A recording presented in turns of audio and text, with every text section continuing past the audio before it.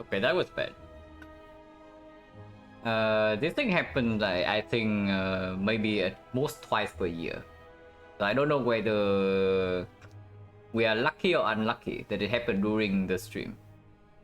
But yeah, it's just a perk of living in a cheaper country, I guess. Like in 10 years I stayed in Singapore.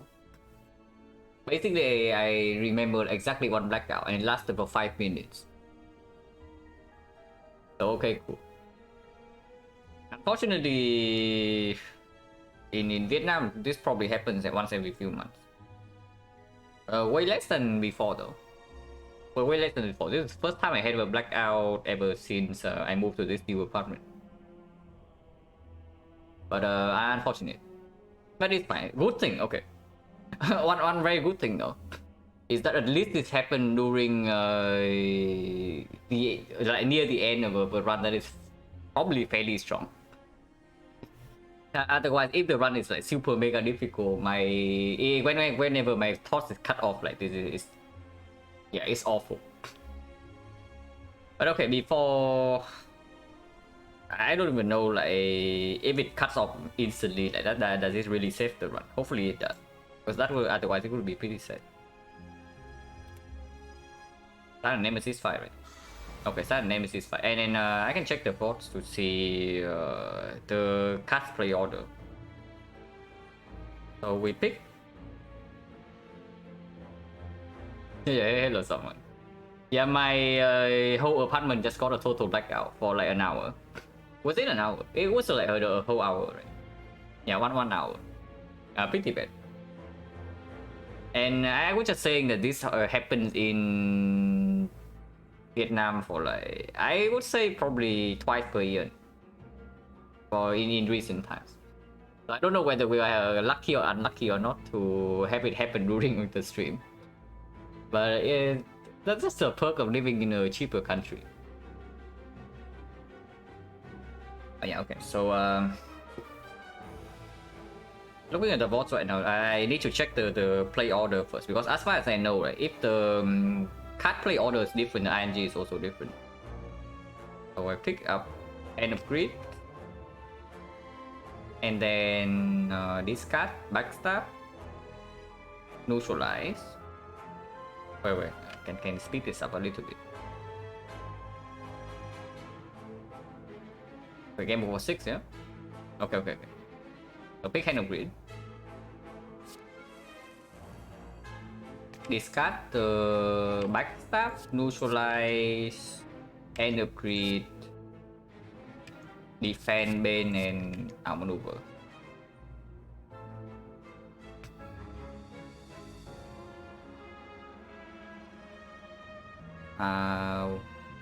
Yeah, okay, so firm. And it got cut off here, right? When after we see the cut, or there's something else happen. Yeah, I think it cut off right here when it was just talking about how often we got Hand of Grid. Yeah, okay.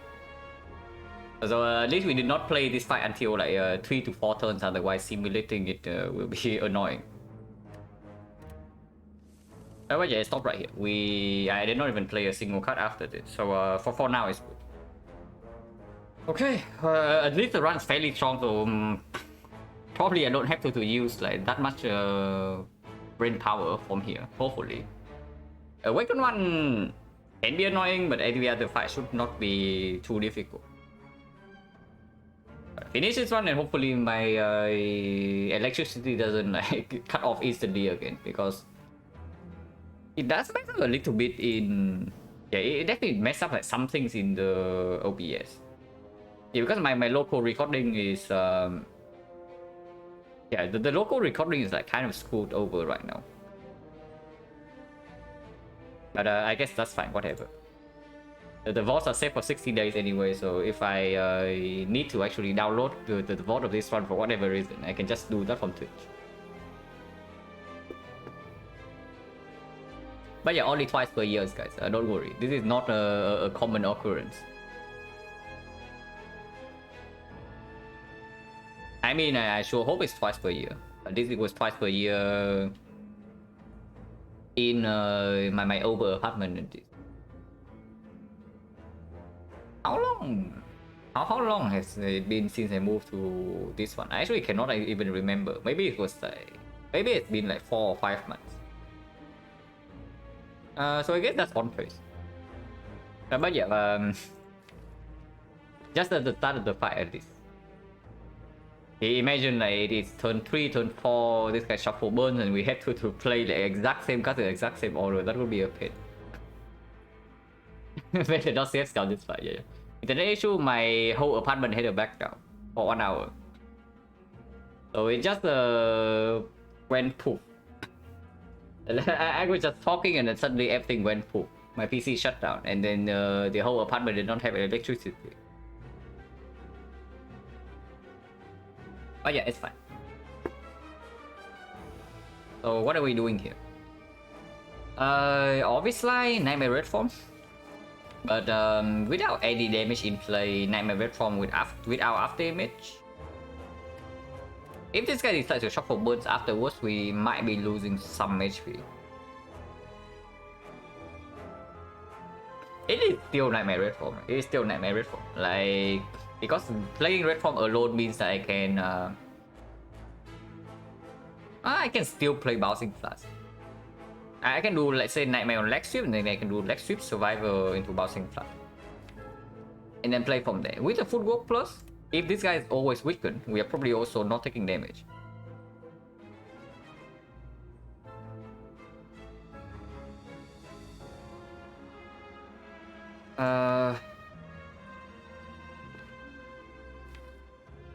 Poison is up to 12 immediately, and then it's 36. And we do have plus 3 decks from here. Yeah, like Nightmare Leg Sweep can take damage 2 turns from now. Even Nightmare Leg Sweep 2 turns from now, we draw this whole thing plus like 3 cards, potentially 4 with this. And then this guy hits for 33. And yeah, we take damage. Let's not do that. So we will open with Nightmare Red Form. But this turn we don't need to play Red Form. Okay, lost 19 damage. Okay, cool. Hopefully it doesn't matter. But yeah, better get my head back in the game because this run is not totally good yet. Awakened one can definitely pose some problems to it. Minus 19 because the sticky strike just free. It costs 1 energy and then we have 0. We can still play defend full block.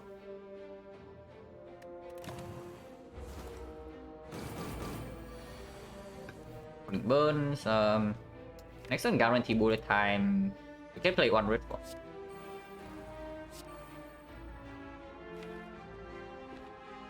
It's not no block though. There is no block in the draw pile. So maybe we can even aggro. Like I don't really care whether we have bullet time next turn or not. But not having a single block card means that we might take 3 damage. And yeah, if we discount aggro, even better.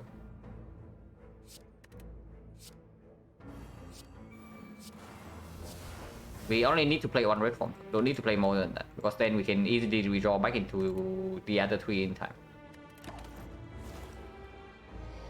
And I guess this fight, getting hand win in this fight is also slightly annoying, especially if we draw it right now.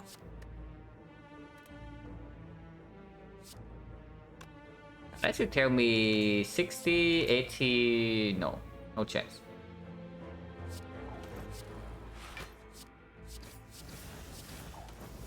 Yeah, can also kunai to offset the red form a little bit. The other 2 red forms we always draw back in time. I guess we just kill. Like my thoughts are disconnected enough that I probably just don't really want to stay in this fight for potentially 20 gold when we had too much gold anyway.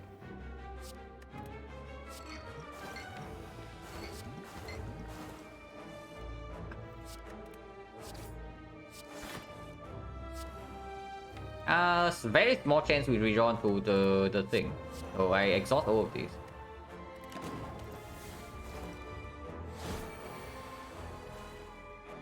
Hello, Papa. I'm not sure if you were here when the stream cut off like right before this. But I just got an 1 hour blackout.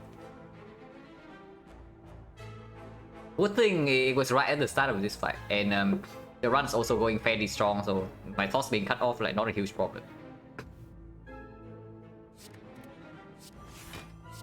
Zero cost hand of grid. No zero cost hand of grid.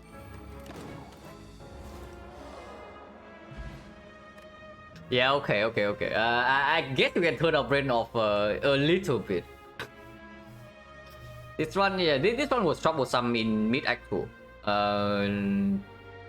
Precisely, like you see this relic. We brick on both relics, and then we have an extremely expensive deck. So somewhere around act 2, it was like really scary. But of course now we have like Zeko, Bullet Time, Mummified Hand, Nightmare Red from Tungsten Rod. Yeah, okay, cool. Our second catalyst as well, which we can upgrade. And yeah, we upgrade the catalyst. Okay, hopefully second boss not awaken one, and I can just turn my brain off and then go next. Yeah, we also have like 800 gold shop for Act 4. Talking on stream help achieve same win rate by myself. I mean, of course I play better on stream because I spend more time, but talking out loud is like not, it is not mandatory for me at least. Yeah, absolutely. Streaming makes me focus better, but that doesn't mean that I need to actually say my thoughts out loud. I'm pretty sure I can still get okay, not easily, but I can definitely manage consistent, above consistent 70 when if I play off stream and I actually try. Even when I don't really try, I probably still get around 70 off stream at the moment. So I don't really lose a lot of win rate by not talking. But of course I play better on stream, I would say that. Because like off stream, I'm not the kind of lunatic that would actually spend maybe 4 or 5 hours on an off stream run. Is what I would say. Panacea for 3 strength, totally irrelevant. We have double catalyst, we have front load artifact strip, we have creeping cloud, we have noxious film, so we just do master strategy to set up faster.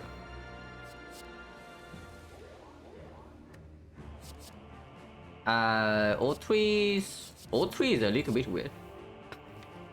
If it's O3, maybe this can be kept, but everything else we toss away.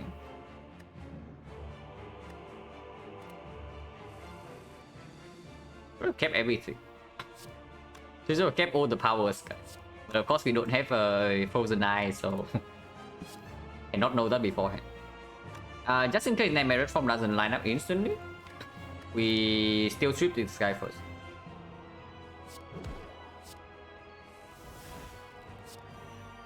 But fairly high chance. We draw 9 cards next turn with 6-7 energy. Oh my god, I forgot of a flower as well. Good thing it doesn't matter. Yeah, we do this so that the cloud can actually block you.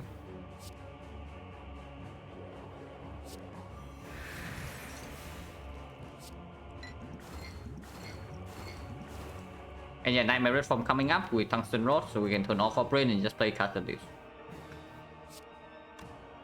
At least I think so. So next time we draw 9 cards. We have to bottom deck the aggro for this to even go wrong. Otherwise we have 7 energy. Yeah, we just have freaking 7 energy next turn. Are we back? Yeah, we're back.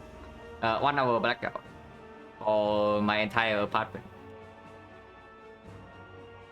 And yeah, unannounced as well. Normally when sometimes right, once every few months it has like some kind of like electrical maintenance, and then they inform everybody like beforehand. But this time it's unannounced.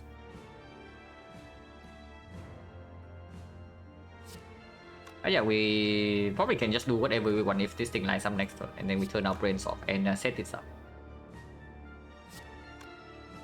But I think this guy's only weakened, and if we are intangible, this guy is more of a problem to help set up relics. So Catalyst for Rios here.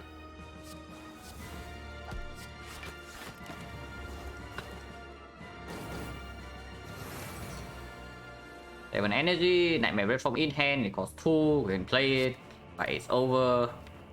Everybody move along.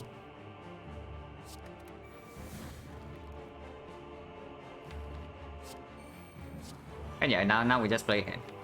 And this is good in the reshuffle. Defense are completely useless. So we force reshuffle right away after playing this.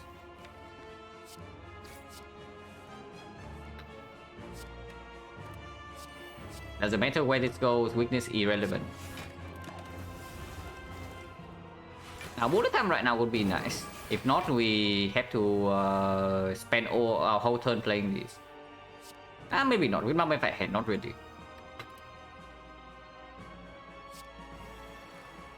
Yeah, with my fight hand, we actually can do better than that. Oh, it's here anyway. Whatever.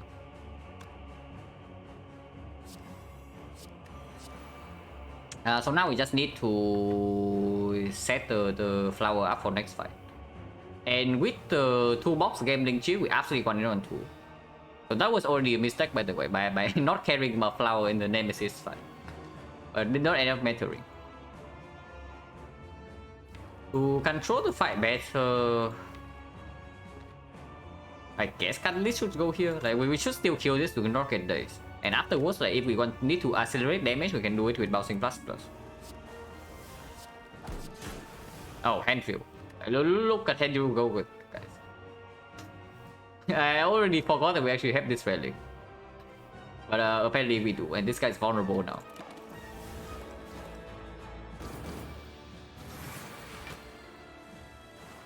A vulnerable can actually play. Can actually play. Oh my god. Look where it go. This guy dead next turn, so we don't need to care about him.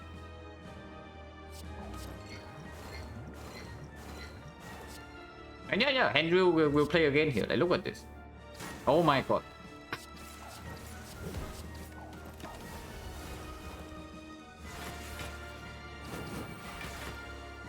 Now we just set up flower to 2. Maneuver skill doesn't line up, it's a little bit set, but doesn't matter. On the kill 2 turns from now, this is good enough. Andrew's a new terror, yeah. In this fight, it might as well be. Want to kill next turn, this is 90 damage, and yeah, it kills next turn. Open with this as well.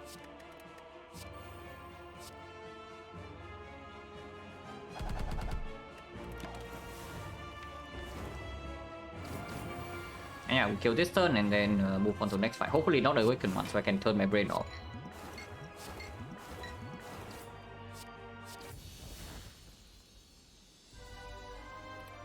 It is awakened one, so we cannot turn the brain off yet. Unfortunate. Okay, let's not fool around too much in this fight. We are probably fine here regardless, even if I slam Nightmare Red form. But let's be a little bit careful. But I mean, if we pick Sadistic Nature here, we can just slam Nightmare Red form, and that is always enough damage in time. There is no way we are short on damage if I pick this thing here. And yeah, it also gives energy with Mummified Hand turn 1. We do not really have a full heal guarantee, like no Eternal Feather, no Meal Ticket. So HP loss can matter a little bit, but we do have Blood Priorities. But there I go, I didn't really go anyway. My apartment just had a blackout for 1 hour. I mean, I didn't go out after I lost electricity. I just went out to have a breakfast, lunch, whatever you call it. It's like my second meal of the day. And I just got back and electricity came back.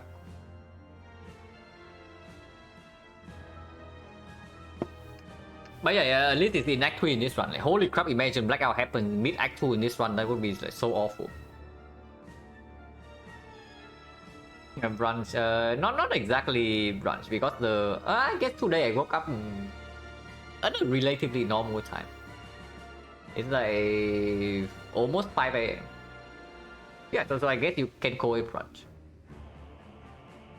But it's a distinct nature,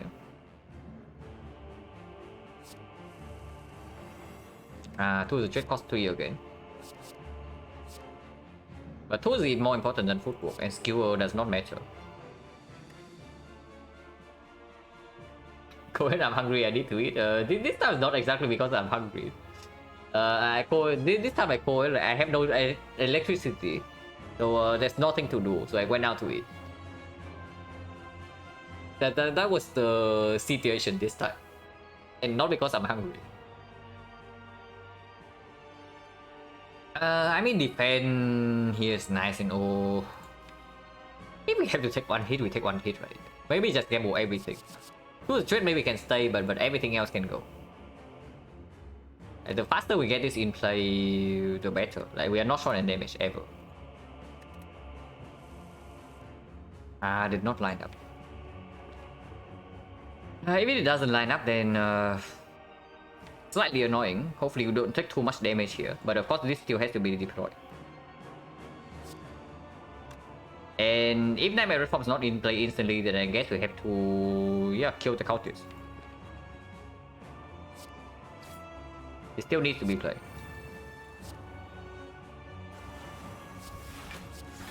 And take 7.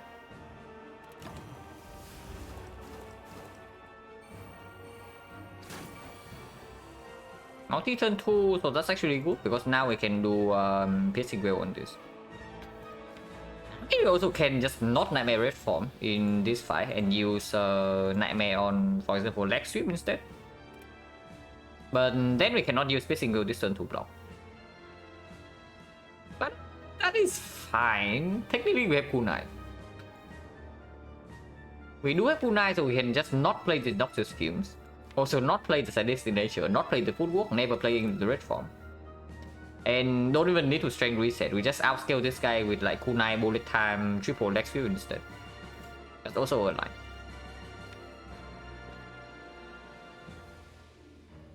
Seven times 4, Amnuva wants to be played, maybe this is not played.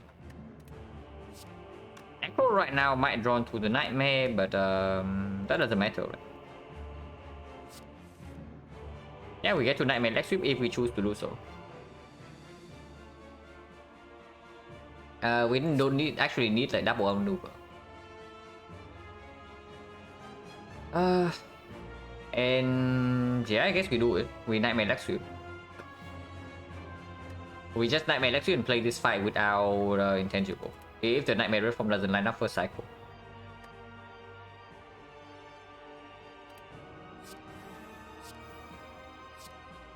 Of course, we still kill this guy. If we do not play the piercing whale right now, we are taking this guy. We are taking for 28, 36, 36, and we take we block for 30. So we take 5 damage because it's the very last hit of this. And Weaken is already down on this, so cannot really reduce damage further. That's an interesting boss relic choice. yeah, interesting. It's just because like Act 1 we completely break. Act 1 the choices were this thing, the Black Star and the Kite. And our deck was until here. Our deck was until here, it was Black Star, Kite, or this thing with 4 more strikes. And yeah, it was pretty bad. The Relic Bar was until the Blood Vial. And of course after we got like Mummified Hand, Bullet Time, then that goal just dropped. But yeah, we Nightmare leg sweep and play this fight slow. Can keep this around to hopefully get a strength reset. Like, I don't exactly want to exhaust this for only 5 HP.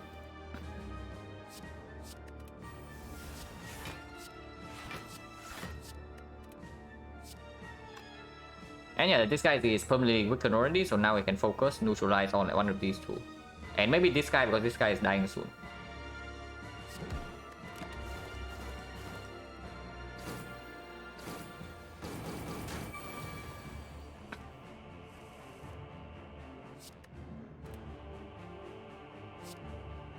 And you play triple leg sweep to full block. Now stream 25 minutes long, the crash, yeah, I just came back from a blackout. I lost electricity for 1 hour. Like right at the end of Act 3.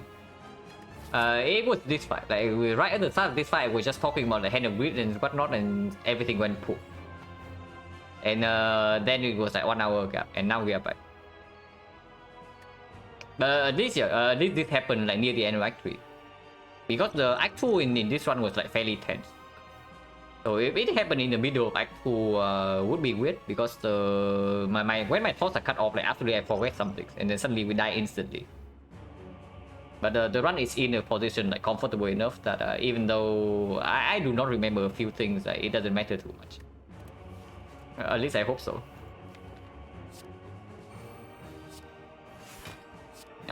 This guy can take one in case we don't draw lethal next turn. Hello, Macchiato.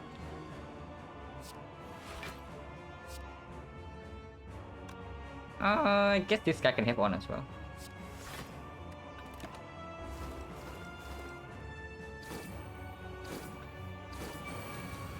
It's not that easy with the way because we still have to block like 28 from this guy, and these guys are still alive.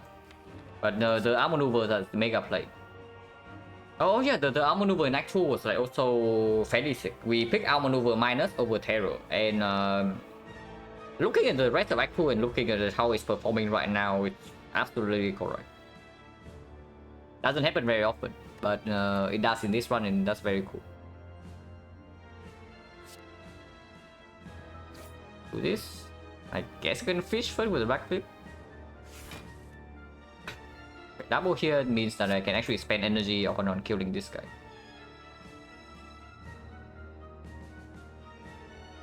Actually, it's only blocking for 12. Blocking for 12 means that 21 we take 8 damage. If I also want to kill this guy this turn. I guess I don't have to. Next turn we have like bullet time, skill of blade dance to kill this. So we also don't need to stack up kunai immediately.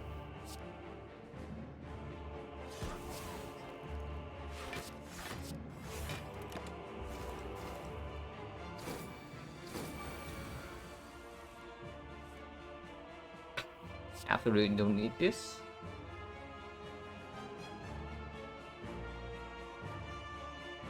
I mean, can use it, but that's probably a bad idea, right? We take another. This is going to be 7 each. So 7 each, we take another 6. Yeah, 6 is fine. I also just block normally and then ignore the strength reset. I mean, we can ignore the strength reset, but it is only for 6 damage, right? Only 6, so it's like 2 HP into next act. Might not be even relevant if we see like Tony Topter, for example, in the shop. And of course we buy like all the relics.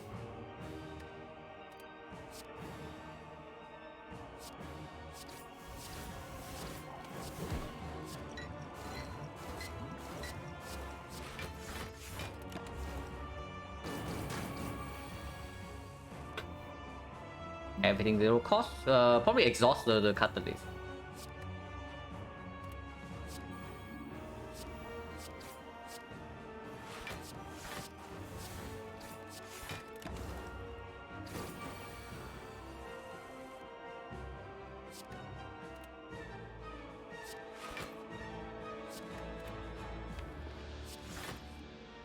Shuffle out all the powers and get our maneuver in play again.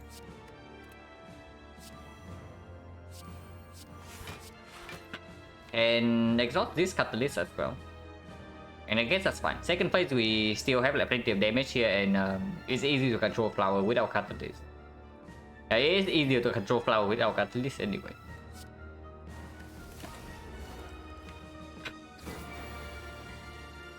Okay, we do not draw the piercing wheel this turn, so we actually get to strength reset this guy next turn, and that's good.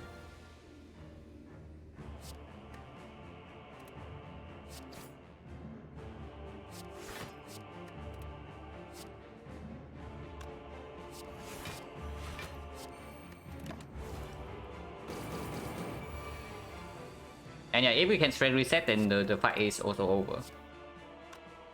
Can get a kunai stack before that. Actually, 2 kunai stacks.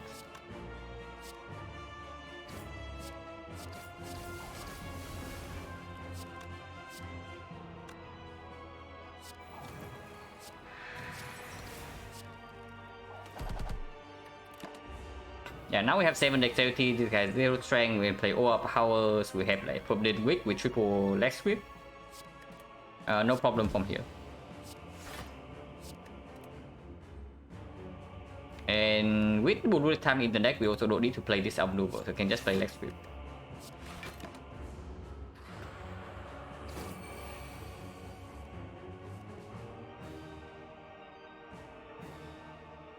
This never played.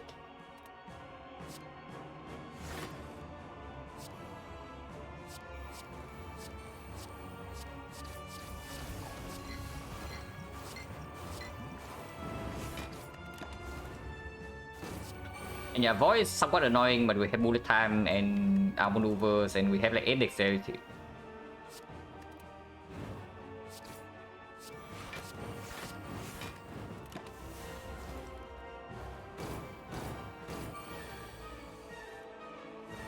But yeah, Flower definitely on 2.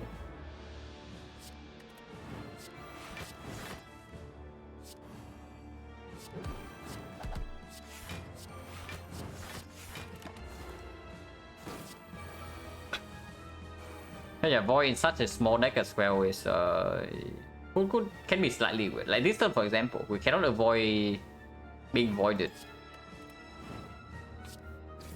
So I guess the line is just defend into aggro and get voided. We spend on energy on this as well. So Sticky Strike, defend, aggro. And draw into the void here right now.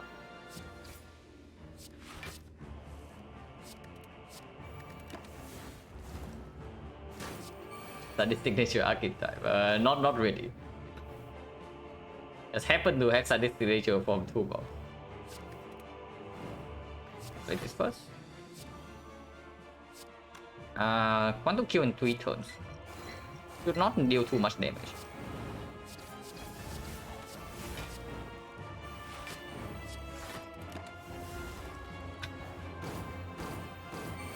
But he also heals like 15 per turn. This should be just correct actually. I want to heal 2 turns from now, so I don't actually want to attack.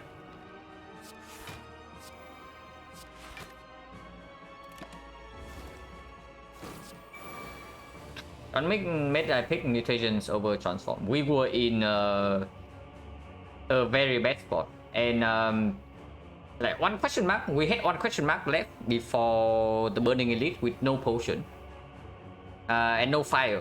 Red form unupgraded. So if we brick on the transform, we probably just die in the Burning Elite fight. First of all. And secondly, we had like 4 strikes or 5 strikes left at the time, and I do not want to have a potential to step into a death floor because it still had blood fire due to bracelet. So if we run into the vampires, I trade for bites instantly. And this is always giving some value with the preserve insect and the backstab in the deck.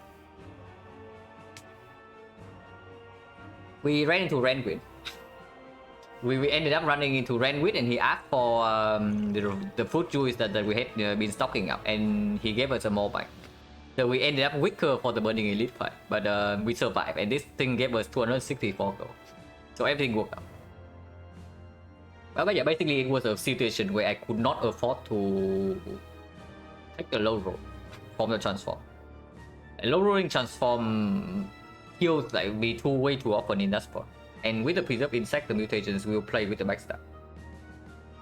Of course, right now the mutation doesn't do much, but at the time it was good. And yeah, we want to kill next turn. We don't need to do anything. Right? Playing this is too much damage.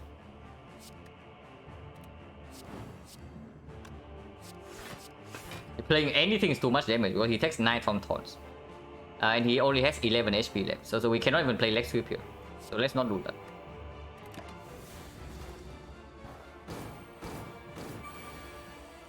As long as the run mistake with transform 2 without event, only hit 2-0 strike, transform 2 defense against skill. Yeah, transforming defense on silent is usually pretty good. Definitely. Transforming defense in early Act 1 is good, but usually in Act 2 it's weird. Like the P-Box transforming all the defense is not even a guarantee positive most of the time.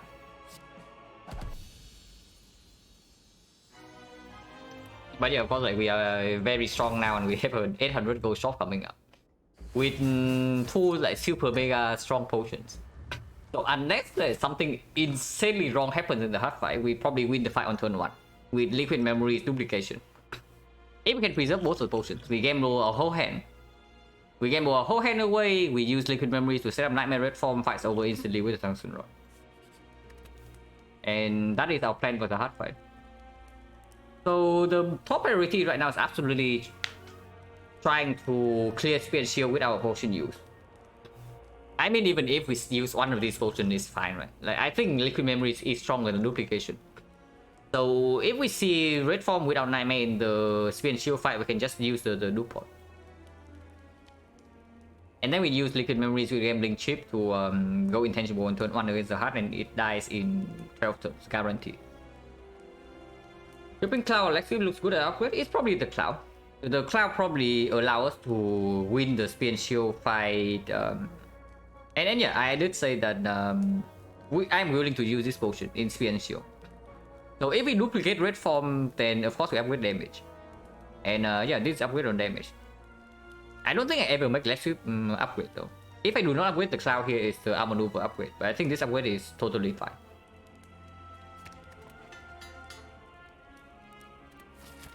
Big shot. Wow, Ninja Scroll. This is okay though. This strips artifact against Spear and Shield, so then we can deploy poison immediately. And there's nothing to buy, so we can do Waffle as well. We can take cut remove.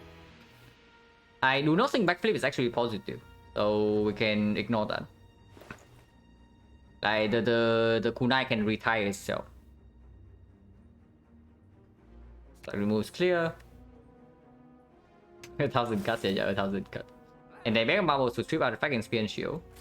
And then Waffle because why not? 11 HP. And we still have way too much gold, and there's nothing else to spend on. So we leave the shop with more than 300 gold. And that is after buying the handrail. yeah, the blue candle in the previous shop is like crying right now. Without Chemex, this is not even positive. Of course, this is complete trash, and none of these are good enough. Ninja Scroll Dexterity? No, Ninja Scroll just makes me draw less cards on turn 1. From with the Snake Y and this thing. Scroll chip, we already have basically a full hand. And you see, yeah? Scroll plus chip, turn 1 we draw 8 cards. So with this we actually draw 1 less card from this thing. So at most we gain 1 card. And then we get 3 chips in the draw pile. I mean, it's okay. It's not. No. It's no. Okay. With the 2 dogs, absolutely not. We already have 9 cards on turn 1 in our hand. Scroll last? No. Scroll first. The scroll always goes first. It actually just kills the draw. Scroll always goes first, no matter like when you get it.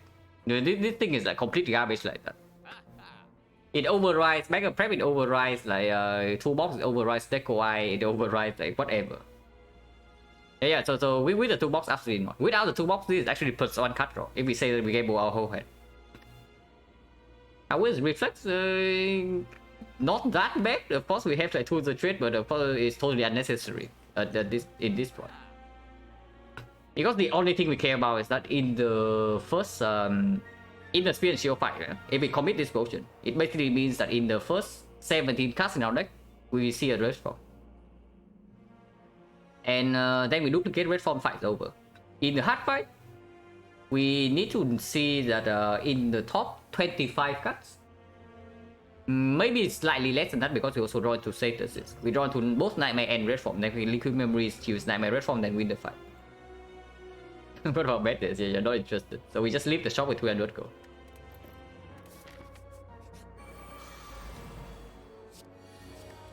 Yeah, Panache is fine.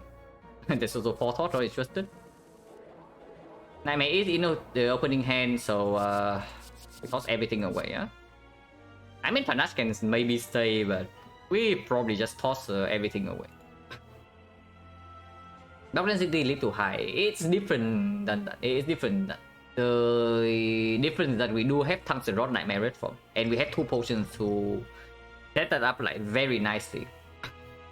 So we can use 1 potion in this fight, and we use the other potion in the hard fight, and then the fight's over. Nightmare Panache? Nightmare Panache does end the fight fast, but it does give us a very small risk of not being able to kill and also taking heavy damage next turn. I mean, we can keep this behind because we can leave this behind because it does discount something. So let's say red form costs 3. If we draw into it, then maybe we take some damage this turn if we don't have any other block. So I guess this is okay. It's not that good, but it's okay to keep. It's only -1 card.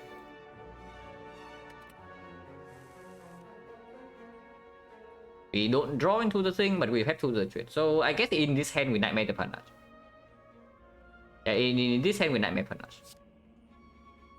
And if we don't draw into red form next turn, we can maybe Liquid Memories Bullet Time.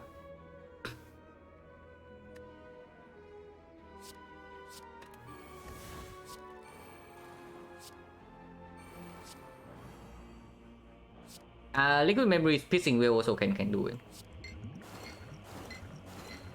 Wow, the bouncing fast hates this guy.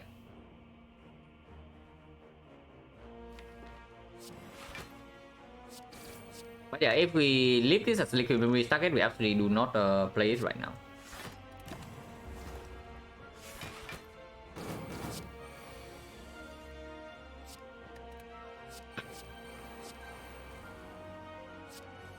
Did not draw into red form.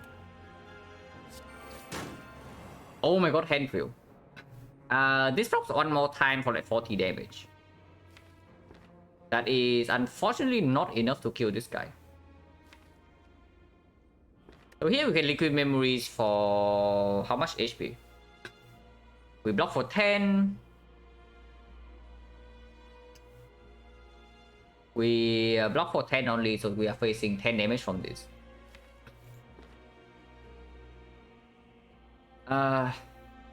No chance, man. No chance.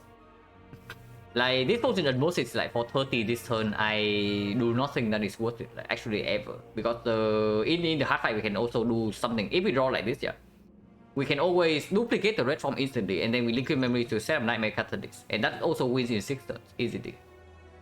Having both of these potions in the hand just covers like so many angles.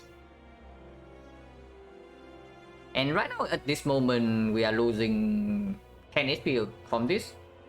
And then this guy takes 40 damage. He goes to 5 HP actually. So he only hits us twice.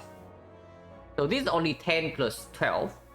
We are only losing 22 HP. Liquid Whale, no, we are only losing 22 HP. Once poison goes here, it means that it's actually 33 poison. And then Panache deals 40. So this guy is actually at 5 HP at the moment, and he dies the second hit 2 taunts. So we take 12 damage from here, and we take 10 damage from here. It's only 22. Yeah, no chance to use this for 22 HP.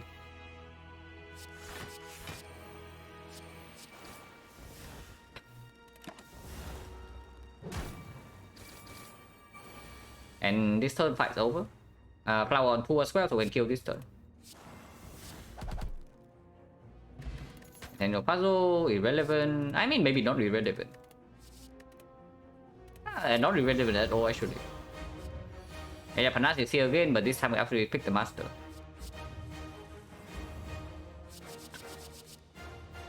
With the... Okay, Sticky Strike can be kept behind because we are also like drawing a lot of cards after this. And this gives energy for free.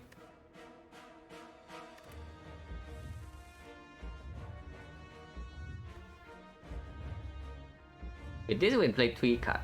And yeah, we still have energy afterwards, so we can play stack with defense and because right now if we use puzzle we overdraw. Battlefield costs 1 energy, so I don't want to keep it behind. Maybe that's wrong, but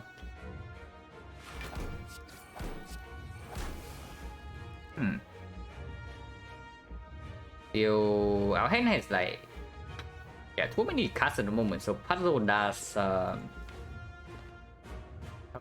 overdraw. It's only overdrawing by 1, it's fine. Afterwards, you can still play Echo. And Memory Sticky, yeah, we can Memory Sticky, but this is way better to set up Nightmare Red Form. Because the trade is probably also in play this turn. And then we can discard this thing, in case we draw to Void next turn, yeah?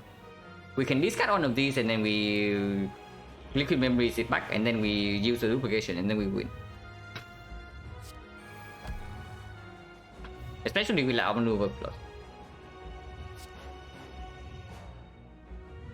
A2 is always played, so we play that first.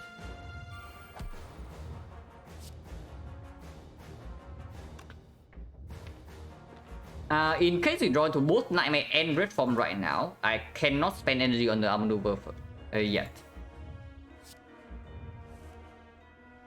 Wow, we bottom deck both of these cards. We only need to draw into one of them. Bottom decking both of them, I guess we can still Liquid Memories the Whale, and this guy is weakened. Actually, he's not weakened because I play Maneuver Plus right now. He can be weakened next turn, and we can always liquid the Whale. Oh yeah, I guess we can start with Maneuver Plus. Because energy next turn might matter if we don't draw into bullet time. And we draw into 5 statuses plus some garbage like this.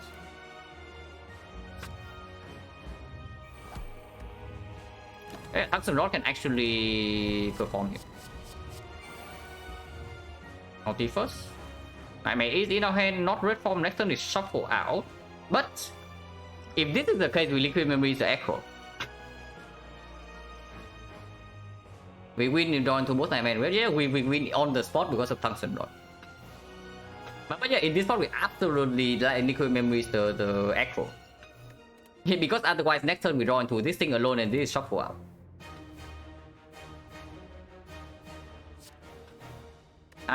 We need to discard whatever card we don't want to redraw into, but playing this right now also deal a lot of damage. So whatever, I guess we discard the burn. Now we discard the wound, right? Redraw to wound is better than redrawing into burns. Actually, we only draw 2, so we don't even shuffle out anything. Okay, never mind that. But we have to discard another card, so I guess we discard both of these.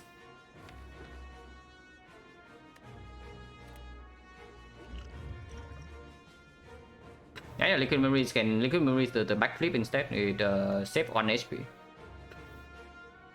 So let's do that.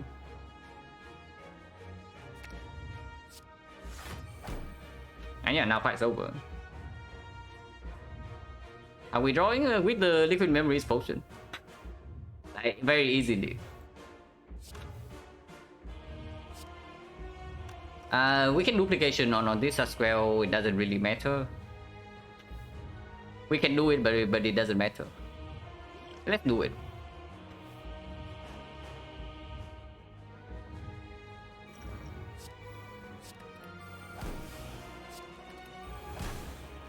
Play this first because otherwise we take another 1 damage. And your fight's over, guys. I mean, we shuffle out all the red forms with tools the trade, we redraw to them quickly and we still have 6 turns.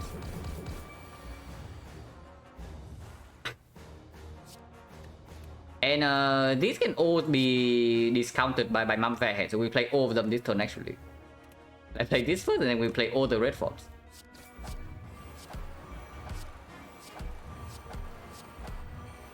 Oh yeah, now we can sit here in the hut dice. We can just not do anything right now, the hut still dies, but of course we kill fairly quickly. With Catalyst.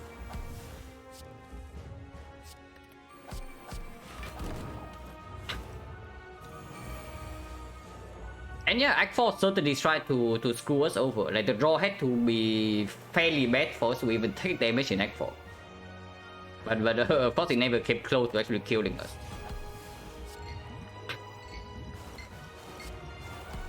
And it's still 200 poison. We have like 17 more turns.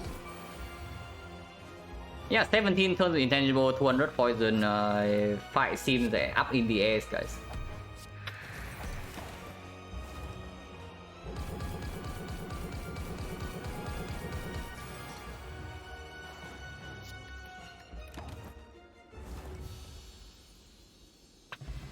But yeah, like Garbage Act 2, but of course run was very strong at the end.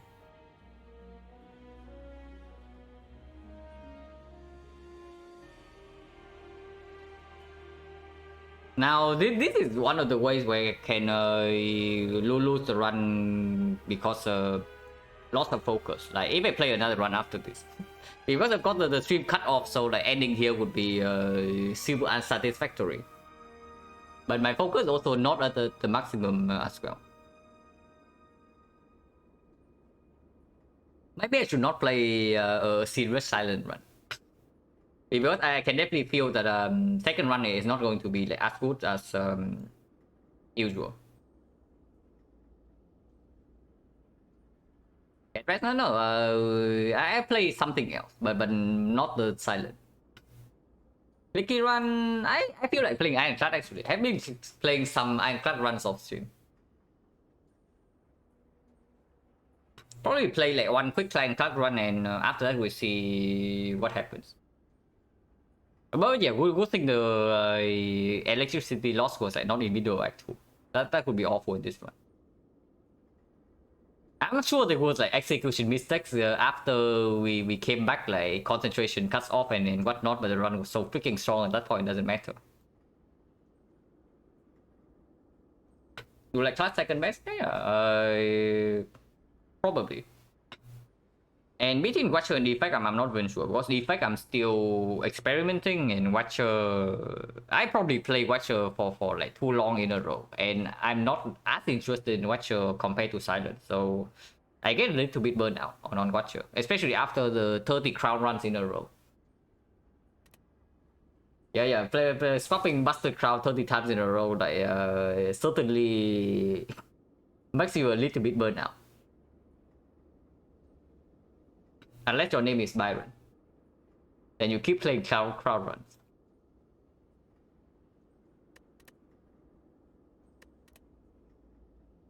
$30 crowns, yeah. I did a 30 sample for Watcher like off stream a very long time ago. Was popping every run to see like what happens if I actually do that. And I won like 27 of those. But 2 of the 3 losses were busted crowns. Basically, I swapped into crown twice in 30 runs, and I lost both of them. So after that, I was like a little bit upset, and I went on a crown training arc. Also, apparently, happened to be the final arc in the Watcher story, because after 30 crown runs, I just got burned out.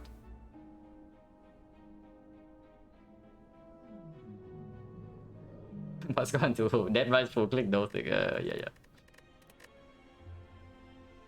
Got a result of crown runs, I won like 20 of those, so 66%. But okay, we lost 22 HP in this fight. I was thinking it was somewhere around like 20 to 25, but yeah, it's just 22. Guardian almost got us as well. Like it's crazy that we even lost HP in this fight. After nightmaring the defense. We nightmare the defense in this fight, and we still cannot actually draw block. And yeah, of course, a complete brick on boss relic into 22 damage, into like 0 damage in this fight because of exactly because of the freaking flash plus here. What is best relic for Silent Frozen Eye?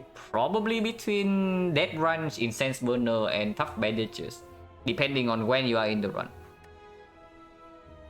But yeah, one of the 3 overpower rare relics. 22 HP, and then this fight we took 0 because of the Bouncing plus pick here on 3 energy. And then Renwit took away the Fruit Juice. This fight we played well, and also the pattern was good. And then after that we got Mummified Hand, and then the run looked upwards. Took damage in this fight, but it was never a threat. What about Tingsha? Tingsha is like strong, but it's nowhere near Tough Bandages. Tingsha is definitely one of the stronger relics, but it's not like overpowered enough to come even close to be considered the strongest relic. In a vacuum at least. 8 draw per turn, yeah, 8 draw per turn. And yeah, good thing we did not click freaking Black Star here. Like, holy crap, Black Star here would probably just kill us in next turn.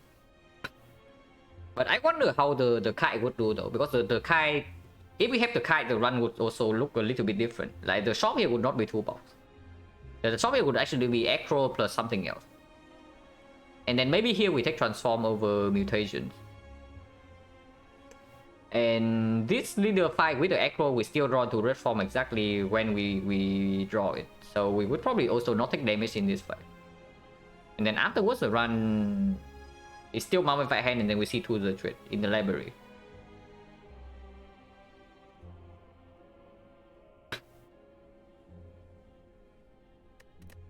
But yeah, can probably should not throw away a random run right now, because I lose focus after the stream went out.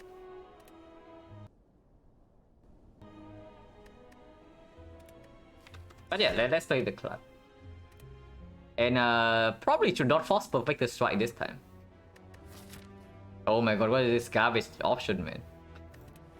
I played my first flat run on stream in the edges, and these are options.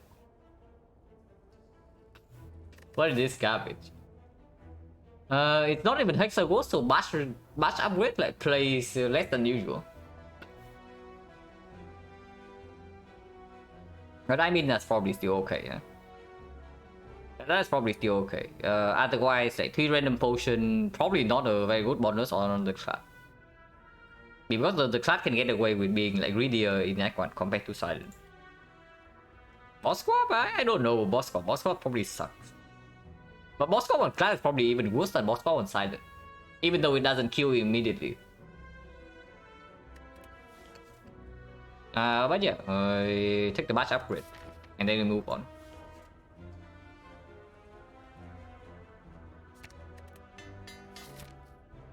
So, first we are running into Frost 6 Elite.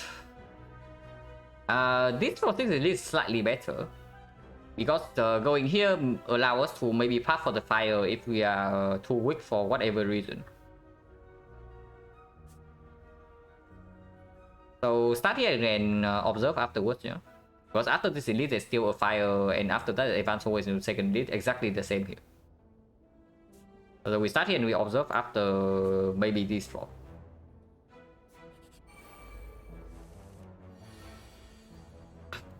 -6. Right here opens up potential blast 1 hit kill, so we do this and double defend.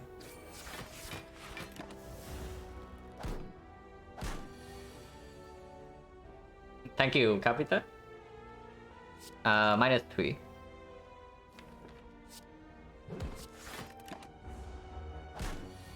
Yeah. They also roll both 8 damage. This one's guaranteed lethal. Careful, no potion. Combust over nothing. Body slam is early, definitely not. War Cry and upgraded complete garbage. And there's Combust. Combust not exactly good against the Guardian, but it's good against sentries. And Bash Plus covers like the Knob and the Lagavulin. So we're just combusting. Without potion, combat might be strong enough for us to take this. So maybe I want to force an advanced hallways, because the combat also somewhat needs it against advanced hallways. I force advanced hallways to almost guarantee a potion. This combat will be unpickable, yeah. Oh my god. The jaw worm tax, guys. With combat we can double defend here. I sure hope we can double defend. We cannot double defend. We can triple defend here though. Could have been one off.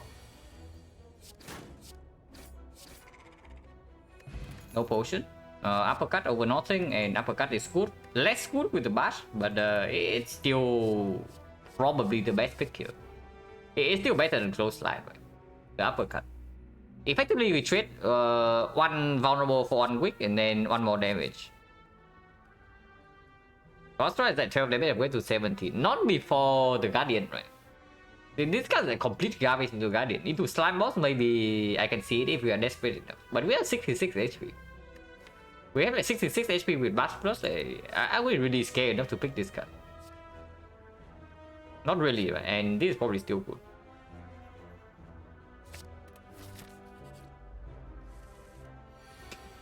Yeah. Not so good if we draw like this. But Mass Strike here is 19. We have 14 left. 14, this is 6 each, and then we can triple strike or we can do double strike combust. If we kill this guy, If we do that, we take 4 next turn to this guy. If we kill this guy, next turn we draw like 2 defense and we take also 4. But we can also just draw 1 defense and then we just set. So we'll probably hit this guy. And then if we got to kill this guy by next turn, we need to bash instead of uppercut. Yeah, so let's do that. I mean, it's the same, no? Yeah, it's actually the same. Because if we bash right here, it's 19 damage, it goes to... Actually, no. This is 9, 22 damage, it goes to 11. So 11 is still 3 strike kill. If we do bash strike instead, this is 19, so it goes to 14. But he is vulnerable. And this deals 6 each, so it's still 3 strike kill. Like, nothing changes. And nothing changes.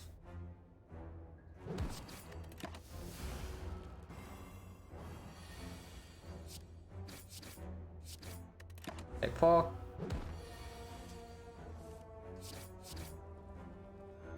Skill potion, 50%. We're looking silent there, yeah. Twin strike. Silent looking angry. Yeah, Silent with 68 HP after 3 whole wave fights, like, probably doesn't happen very often. Rupture combat. Yeah. Rupture with combat clearly, but okay, no, for real, like, is it really a kappa? Because like Twin Strike is not bad, but it's also not that good. And then Twin Strike is better with strength anyway. Rupture combats basically, and then here we can upgrade the Rupture. Uppercut upgrade is less urgent with Bash Plus. We can upgrade the Rupture here. We can open up like potential, like, I don't know, Bloodletting. Bloodletting with these cards also like somewhat perform.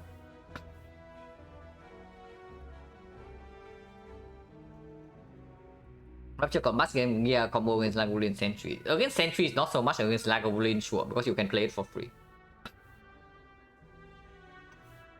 Are we actually good against North? If I pick Rupture here and accept it's a freaking dead card in the North fight. In 3 turns we draw 15, oh my god, only 15. Man, this card sucks. Yeah, you have more HP but you draw like so little. But we draw 15. And assume we draw like both of these on the same hand. But third one we always have vulnerable, yeah? One of these two. Let's take the good case first and we draw into Bash. What happens?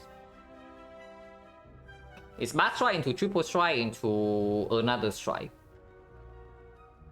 So we can play 5 strike vulnerable, 45 damage, plus it's 55 with combat is 10, so it's 65. 65 the knob is still yeah, clubbing our face in. But we can take the hit because we have like plenty of HP. Pinstrike is like 14 damage, so it goes to like 76. If uppercut can line up 1 turn later, it's actually just a kill. And, honestly, it's not too bad. The Rupture demands an upgrade and it doesn't even play that well. Like we have an upgrade here as well, upgrade here acceptable.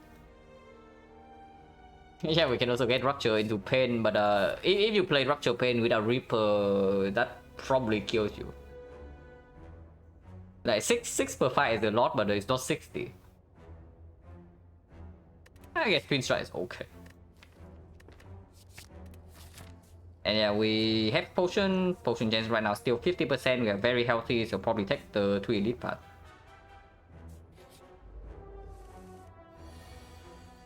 And yeah, open with Bash, like only attacks left in the deck. Like 9. This is 9, this is 10, but we also pay 1. Next turn we have guaranteed detour. Right, 19, yeah, 33. So we can just block and plus 1 strike.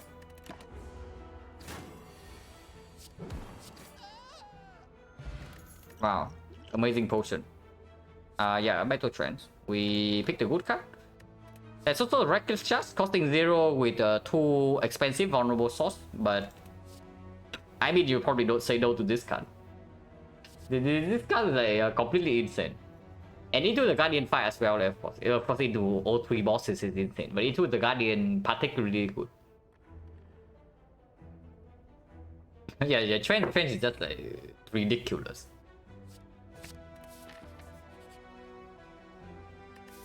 At remove on strike seems good. Attack density already a little bit high. We are definitely not picking up perfect strike in this spot. I mean, maybe not definitely, but it doesn't play well with both the uppercut and the bash and the battle trend. And yeah, into the Guardian, the force remove strike also gets better. And we are not shopping in this side, so go guess what?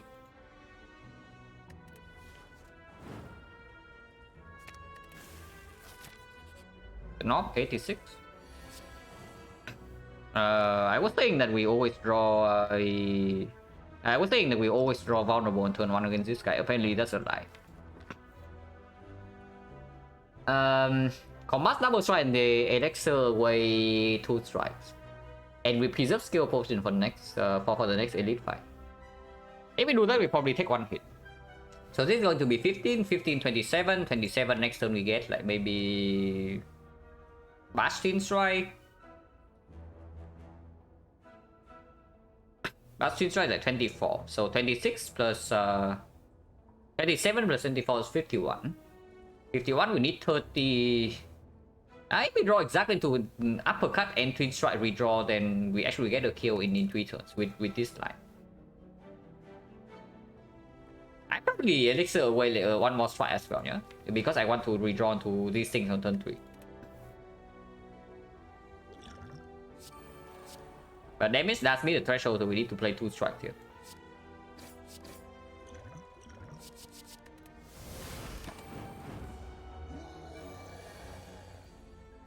Yeah, Bastion strike.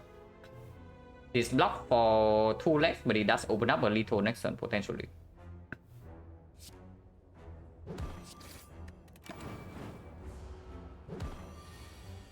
Well, actually it doesn't. We are 1 damage off. Yeah, this is 19 plus 14. It's 33, 2 damage off actually. We do have weakness. And we only take 18 this turn.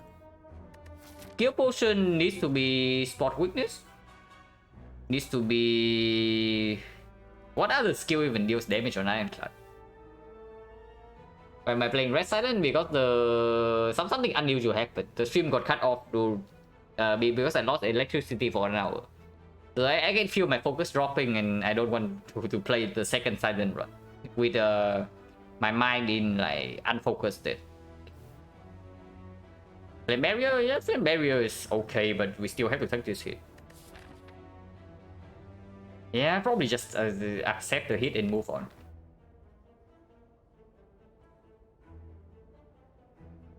Outlast the Siren? Why not?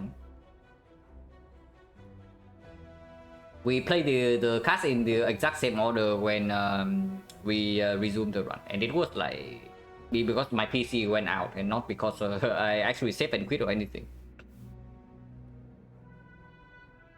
Flex, yeah, Flex, Inferno Blade. Like vulnerable shockwave doesn't do it, so SWAT weakness. Inferno Blade. Flex. Dual wheel, does dual wheel actually do it? It's like 28 plus 9, 37. Actually dual wheel can also do it. Seeing red, yeah, seeing red also do it. Bloodletting we can also do it. There are a lot of hits actually. We just need to find 1 damage. Leave it red, yeah, okay, sure. Potion chance is 50%. And against the sentries, we don't really need the potion.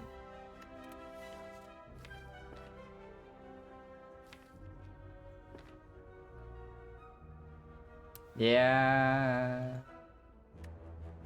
But I mean, if this breaks, like we are in the very best spot, right? Right now we're only taking 18 and we are still at 30 something HP. We heal back here, we go to like maybe 35. And then with this potion, we can still take this. And if we need to rest after this, we can still go here. Honestly, I don't think I want to potion for 18. I really don't think I should potion for 18 here. Hello, Crimson Barricade and Madud. What's the occasion? My electricity went out for 1 hour, so my focus also got cut off. Like in midstream. And I don't want to play the second silent run of the day in that state, because I'm probably just going to throw. So defend, yeah, absolutely defend. If we do not kill, we do not try to fish for a kill this turn, the Lion's absolutely uppercut defense. And next turn we have guaranteed lethal.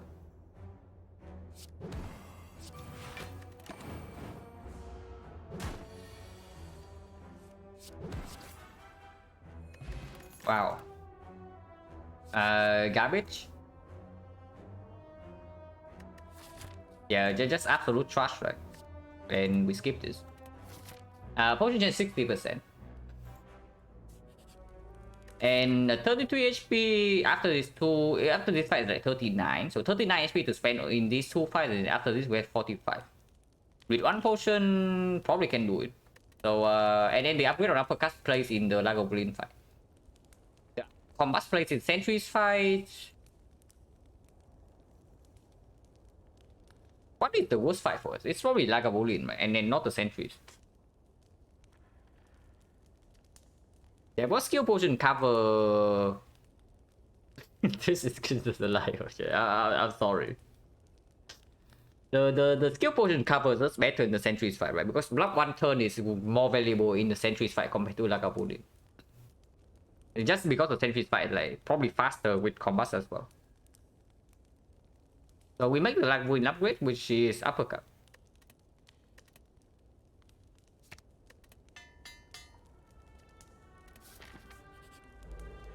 Climb boss. Do we need to deploy combats in this fight? If not, we are playing 22 damage. 22 damage. Next turn, garbage hand coming up. If we draw to battle trends, everything is fine. And then we split on... After we draw all these three attacks, it's like 14, 14, 18, 32, 32 plus 22 is... We split on 19. Split 19 without combats. A little bit, but I guess we should still play combats. Yeah, probably we should still play combats then. And next turn is weakened, so if we cannot split, we draw 3 defense. It's not even that bad. We take 4 damage next turn at most.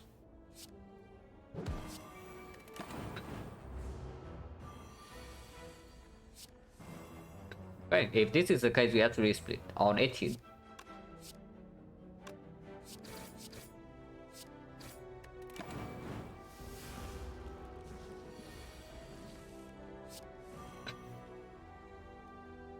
There is no way to kill both this turn, so we have to take 1 more damage from combat. But only 1 more. No potion, pommel strike, yes. Second wind into Guardian is super weird. Clash? Not too interested. Even though Clash into Guardian can play with these things. Leave at the head combat to big sword guy, yeah. Usually when I don't want to play another full silent run and I don't want to end stream and do something else. Almost right, just good. Not as good with high energy consumption from this, but it's still... We are probably not desperate enough to pick this in this spot. And it's fine with high attack density. We actually take elite, and then afterwards, like depending on health situation, we can go here or here. Potion chains 1, 2, 3, 4, 5, 6, 6 fights, 2 potions. Oh, 60%. I should have played Watcher. Probably not. I mean, Watcher is still fun, but I really don't want to do that much like math inside the fight.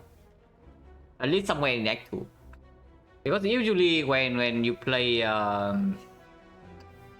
Glass Cannon Watcher, which is actually the proper way to play. Act 2 you really need to not misplay fights. You misplay fights in Act 2 when the run is not overpowered, you die immediately. And probably I don't really want to spend that much effort at the moment. Lagavulin can deploy combats. Fencing here shuffles out a few of these cards. If I draw exactly into uppercut right now, it's also bad because I would like to open with this whenever we draw into it. Yeah, no reason to play Battle Trance, right? But we deploy Compass. And mostly takes on HP. Yeah, next turn we open with uppercut Twin Strike instead with this bash right now. I mean, if we open with the bash right now, we get to weaken both turns. And we still have like permanent vulnerable. So opening with the bash immediately, we lose 1 HP for combust. Next turn we lose 10, so we lose 11. The turn after, maybe we lose 5 plus another 6. So 1 from here, 11 from here, so it's 12. 12 plus another 6 is 18. And after that, we get a kill. Yeah, acceptable. Or probably acceptable. Like getting weakened down guarantee for both turns is probably fairly strong. And of course, it's also saves, quote unquote, saves on HP from the combat.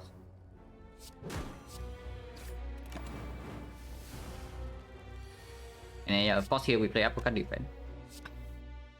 Potion can come in. But maybe next turn we will break on blocks. Otherwise, like keeping this potion around is also not a problem.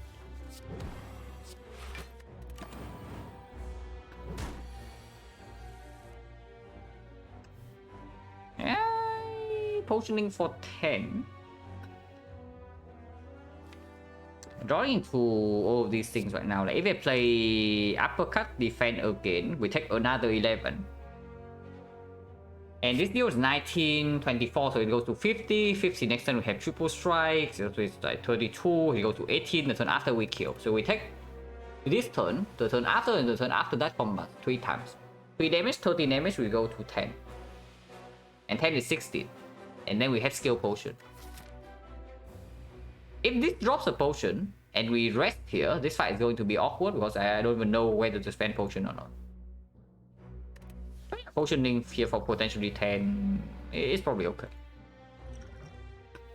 Yeah, the shrub thing. Battle Trance? I mean, sure. In this case, we play 3 attacks then. In this case, we play 3 attacks to use the fan. And also allow us to play the best attack in our deck, which is Twin Strike. And Weaken does not matter for next turn. If this gives us kill 1 turn earlier, then not playing defense here is already worth it. Which only happens if we draw into a good attack here. Or the Battle Trance. So yeah, we get to not lose 1 HP from combat. Azra's good, no potion 70%. Ghostly before the Guardian with a deck that like basically has no block. Into potential knob a little bit good, but against the knob we have like Twin Strike now and also another 5 for the potion. 25 HP. 25 HP. So it's like 31 here, we face the knob. Minus 8, minus 9, minus 24. We die, but only if we uppercut doesn't line up. Something looking good about Silent Run, yeah. The Silent probably like consumed too much poison and got more HP as a result. Bit stronger than Ghostly Armor for Guardian? I don't know. Because eventually you also run out of things to grid. And immediately this thing doesn't demand an upgrade, it also locks for 3 more. Also, probably just better. And into Centuries fight, this is also just much better than this. And yeah, I guess we don't need to rest, but what are we even upgrading? Like, Combat upgrade is okay, Battle Trance upgrade is good. Intro upgrade is plus 4, but probably don't need to make it at the moment.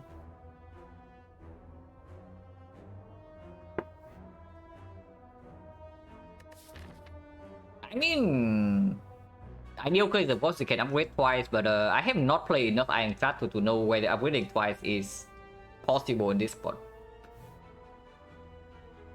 Yeah, honestly, I have no idea how much HP we are expected to lose in a Centuries fight here. And also advance always.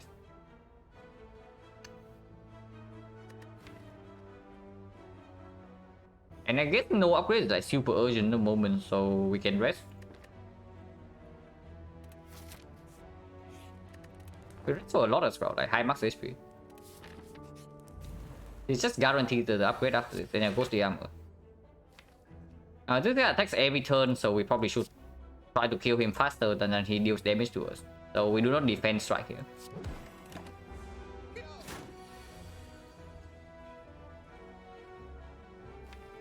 This blocks for 4, so it's like uppercut defense, or we can do pommel double defense. Pommel double defense probably makes no sense. So we take we took 3 turn 1 and we took 4 turn 2. We lose 1 HP in this fight. You can memories, so it's an anger.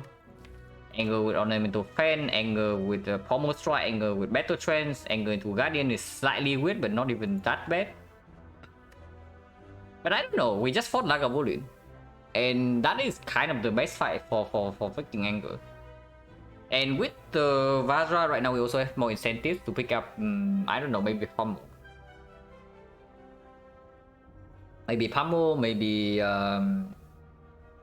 second twin strike is weird. Yeah, anger play better into elite into guardian, absolutely, and we are 46 HP right now. It's only good into Act 2 if we break on energy. It is fairly strong though because it has synergy with both of these and high cost of this. What about Seeing Red? Seeing Red has synergy with battle trance, Seeing Red has synergy with high cost attacks, Seeing Red has synergy with the pommel strike, and Seeing Red exhausts itself.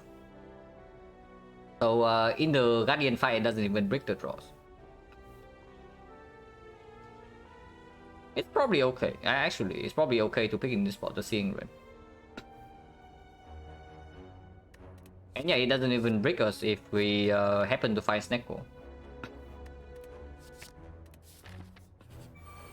Entries. Seeing Red not so good in this fight. Actually, it's good on this turn. Holy crap. Already playing. And yeah, once again, Ghost Liamo outperforms the freaking true grid. 11, 16, 26, 26 is actually 21, 21. This is this persist is a kill. This persist is always a kill, but then we can go on this guy. It's probably fine to do it on this because of exactly because of this. And with battle trend, we can also just play 3 strikes. Yeah, play 3 attacks instead. And 3 strikes is exactly 21. Yeah, 21 is clean.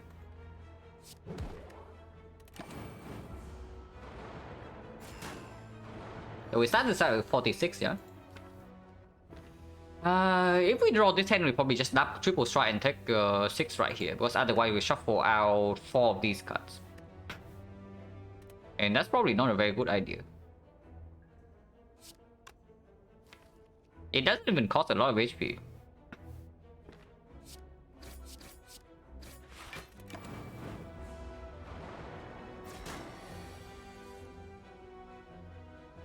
So scared of doing combat power suicide for mid. I mean, you can if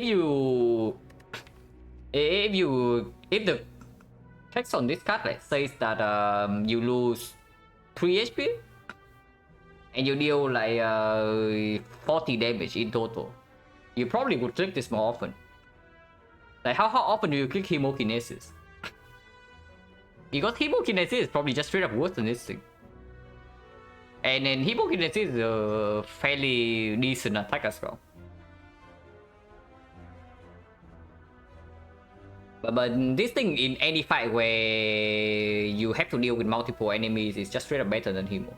Like, by a long shot. And it also exhausts out of the deck, so you don't need to redraw into it again.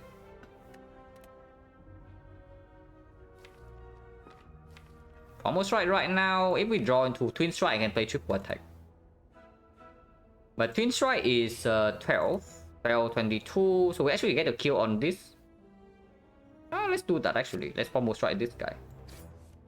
Did not draw into Twin Strike, so I guess we can double defend instead, like make the pivot.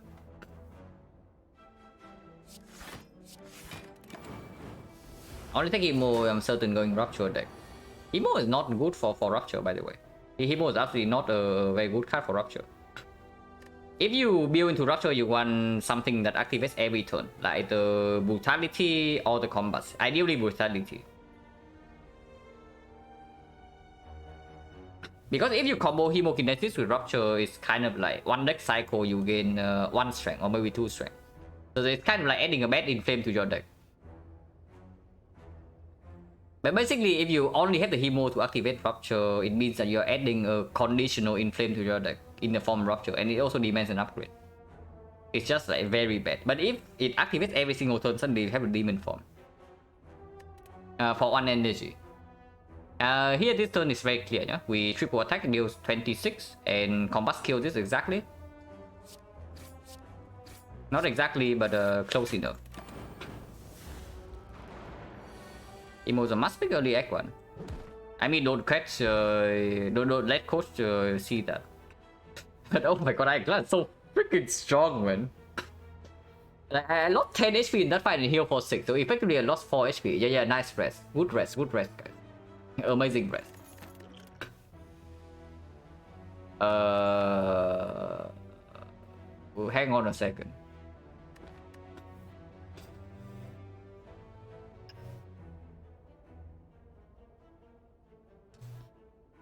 Now, this barricade is a little bit tempting. It is extremely expensive, but it does play into the Guardian first of all. We are going to have a small deck with the Peace Pipe. And then we draw into this fairly quickly. And another thing that is, this deck is already geared up for Stecco. Everything doesn't seem awful going into the Guardian. It is probably good. And with the thing red, you can also get in play more often than usual. It's pretty bad in early act 2 though, if we don't actually find a freaking Stecco Eye. Because this deck really doesn't even want to play blocks most of the time with the fan. It wants to play 3 attacks per turn. Yeah, like thinking barricade with Vazar and fan is a little weird. I can also see that. This deck doesn't even want to play block cards. It wants to play 3 attacks every turn. Does it become upgrade? No, we are toking. It doesn't matter what I pick up here, we are probably token.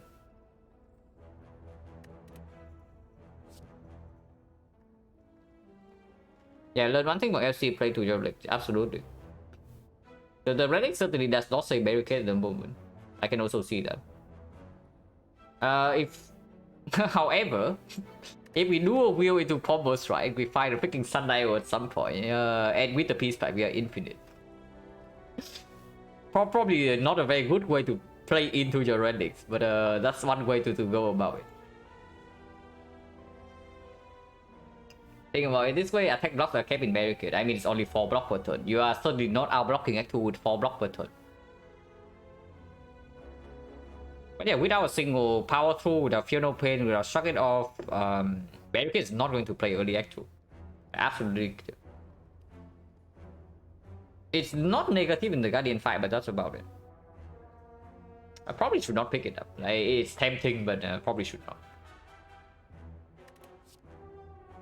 True Root cannot be upgraded with the Peace Pipe. So there's only dual wheel slightly win to Guardian as well. Like either Combat Upgrade or Pipe. We are just Toking Strike. I'm pretty sure we should just be Toking Strike. Probably a skip then. Probably a skip. If I cannot upgrade True Grit. I mean, unupgraded True Grit is not that bad, not unplayably bad, but it's also not required in a deck like this. I would rather have a Burning Pack if I have anything that say Exhausted card.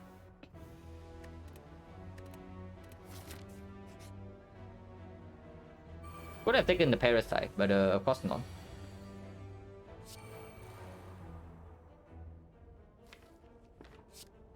L plus 10, so they both... It doesn't matter where we put the damage, we should put damage on the 25 HP one. Can I actually defend here? With seeing red with the ghostly armor, probably can. I don't really want to do the math in this fight. Don't try that hard.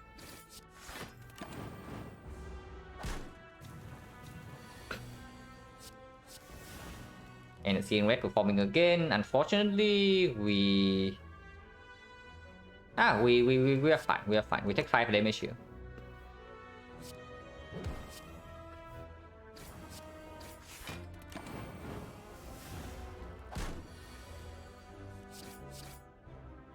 And I'm class so freaking strong. Oh. Now this kills the Guardian is also very good later on. Armament where we cannot upgrade with the Peace Pipe a little bit with. Armament also probably solves the Guardian, but if we are talking, then this card gets a little bit worse. So yeah, we just click this out because it's good. And Power Potion solves the Guardian. This probably also solves the Guardian. 40 HP also probably solves the Guardian. And I'm just so freaking strong. I just like don't keep my face into 3 at least, probably misplaying here and there, and then we are still at 40 HP. After taking mushrooms and playing combat. Is it ever worth upgrading armor to something and not upgrading later? Not really. Like, why? Well, why do you want to do that instead of just like taking everything?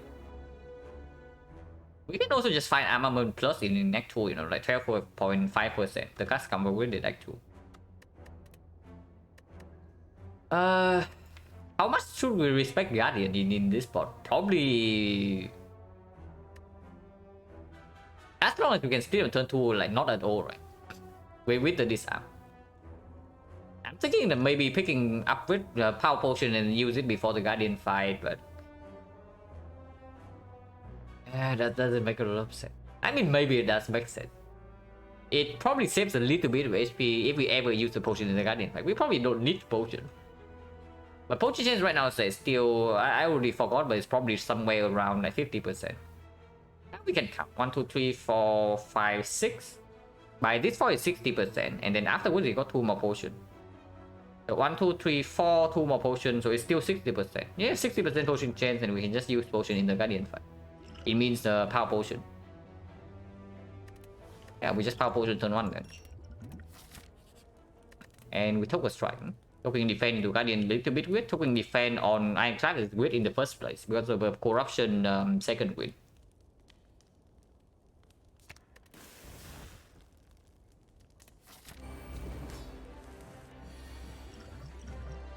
Yeah, here's a rupture, like 1 strength every turn.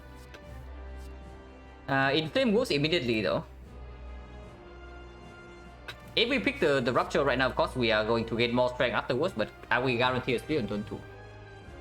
At the moment it's only 12, 12 plus 7 is 19, 19 is 29, we actually need to deal 20 damage next turn.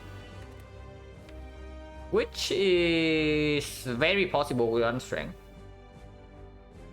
I mean, we can completely break, but it doesn't happen very often. Like, Buster Strike is already enough, Upper Custer Strike is enough, like Pommel Strike plus Double Strike is enough, and we have Vital Trends.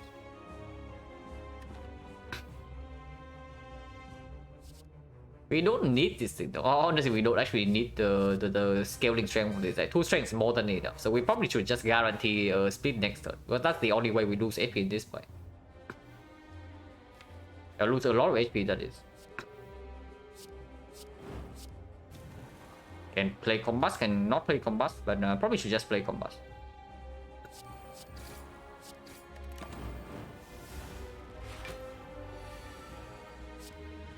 Yeah, okay, Inflame already paid off.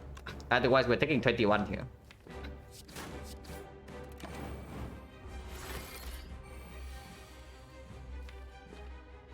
Ghostly and then shuffle everything out seems good. And seeing red can be exhausted now.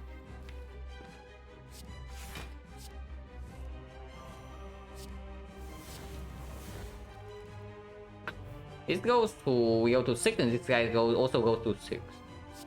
So uppercut is free.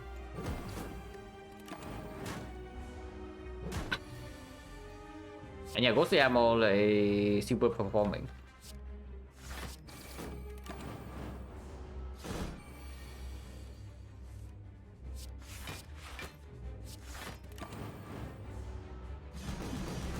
I was not thinking whether triple defense was good that turn, but doesn't matter. I do not actually want to draw here because I Ghost Armor want to stay in the deck. Uppercut Form of Strike has the honor 3 to actually exhaust this thing. It's probably okay. It would be slightly bad, but it's probably still okay. And only 1 out of 3. And I guess Bash is better than Uppercut actually. Because the weakness will not play and the vulnerable will actually play. Nah, vulnerable actually doesn't play. Yeah, vulnerable 2 turns from now we actually cannot attack.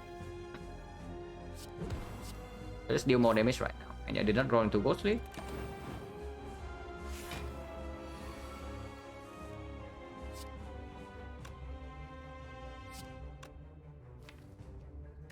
This hand is okay to draw next turn, and this deals more damage.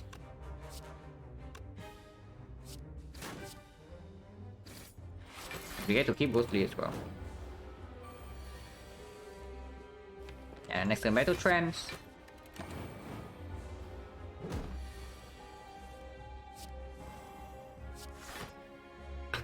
Goes to... we take 2 damage to deploy weakness next turn. That's probably good.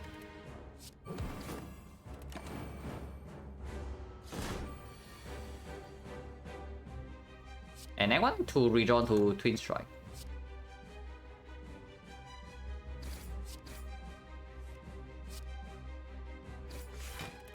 Compass. And again this is free. And we just kill next turn.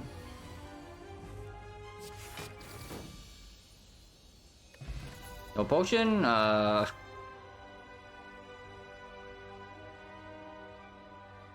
Corruption does say corruption, but Feed also says Feed.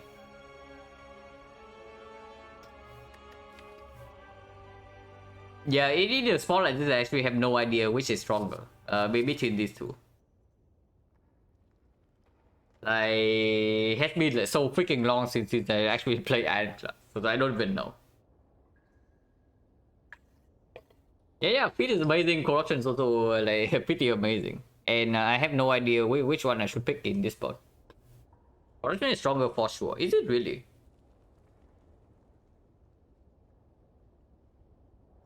Like, because after Act 2, if you see a card reward screen like this again, then you can still have Corruption in your deck. But then the chance to feed back to feed the entire Act 2 is gone already.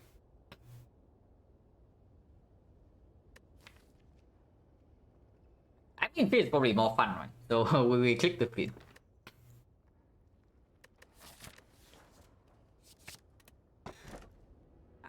Feed with Pyramid.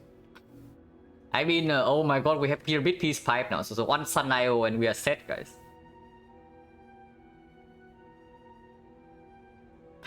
Then can't wait until feed. Why? Because with the feed we heal 9 per fight. We can easily pay like 15 damage per fight to actually get the feed down. But I think Pyramid Corruption would have also been like fairly nice. I don't even know how strong Pyramid is on rank class compared to Silent, but it is probably still very good, right?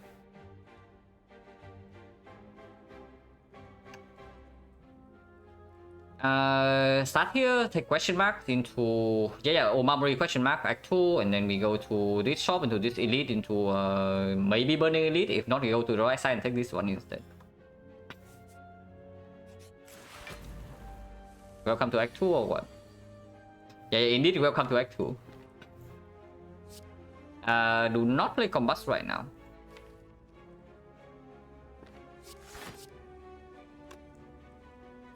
Yeah, don't really want to Combust yet, right?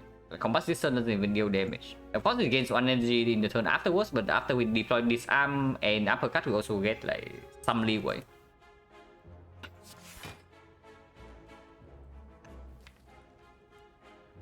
And Strike. Keep Strike in hand or play Strike right now. Maybe I should just freaking play Combust because next turn we are attacking. Like, I only paid 1 HP to get on energy. That's probably worth it. Blood thing is like 3 HP for 2 energy, and then that's also worth it. I should probably just play the Combust.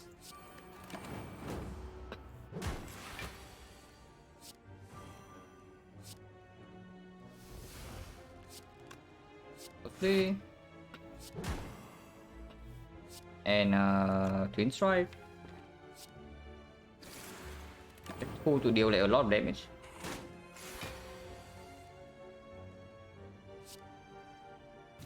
This double defense.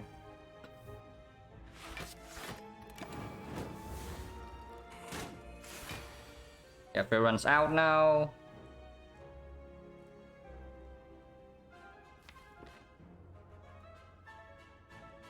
Start with Turbo Strike and see. Yeah, exactly. If we draw to Ghostly, we can play other stuff.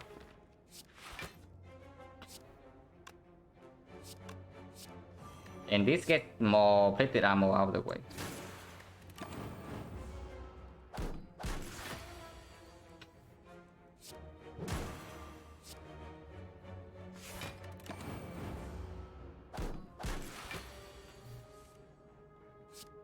And 36. Yeah.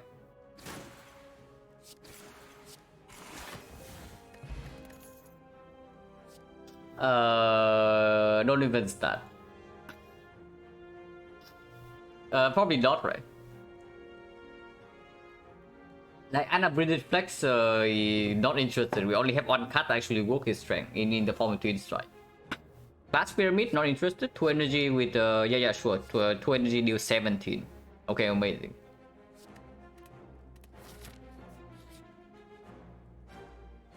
Bloodletting. Oh my god, Reaper. Strong enough, Bloodletting, Reaper, Shockwave. Probably has to be Bloodletting in this spot, right? Even though Reaper is super tempting with the strength, we only have, first of all, we only have one strength. And secondly, our hand clock problem is evidently an issue, looking at the avocado fight. Library give rare card? Yeah, library. I think library use the current regent. Like if you see, if your regent is very high, you see a lot of rares in the library. You can also see like 4 to 5 rares in the library itself. But if you see library early act 2, it usually has 0. So right now if we see even 1, it's probably already a high roll. Even goes with the lost skip. Okay, we'll go to though.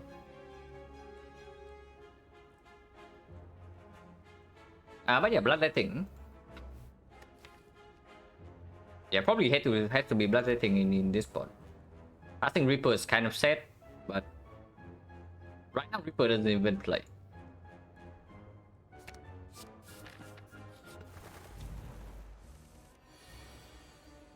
Rude. Kind of rude, guys.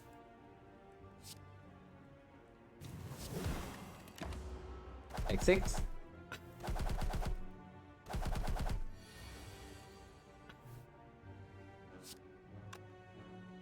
They're both buffing. The one that is disarm is not buffing. Probably need to be deeper combust in this fight then.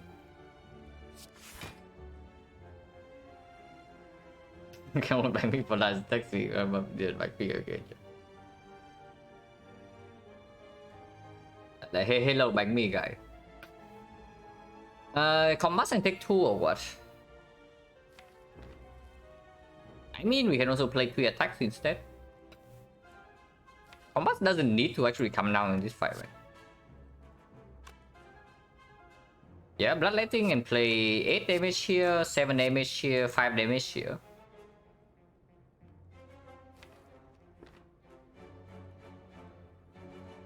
Yeah. Like, why not?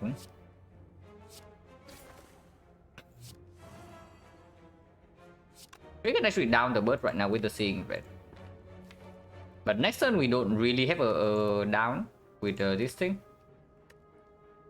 We can if we use the feed, but of course I don't want to do that. I realize they feel like I got compared to Nobu. I mean, I class so freaking strong.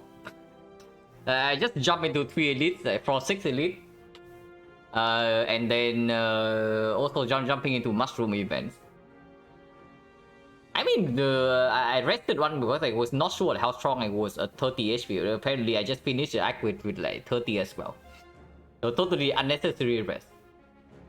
After taking maximum elite with life loss events as well.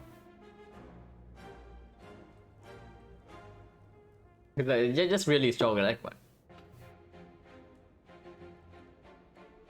But I mean, what are we doing here? Can also just do combat double strike and save the seeing red for next one.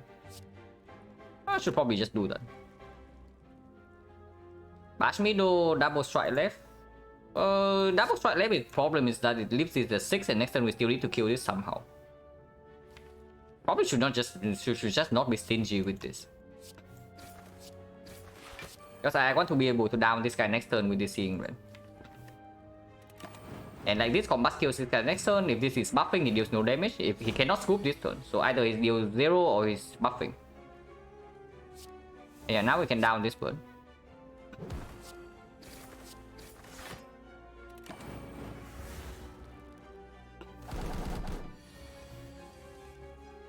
And then now, of course, we don't go. We don't bloodletting anymore. We cannot prevent this combat damage though, unfortunately. 11, 14. Wait, 14 kills. That's not good. If we down this bot, he actually. Yeah, so I guess the line here is actually just fit this guy and we kill this next turn, and we lose 1 HP from combat.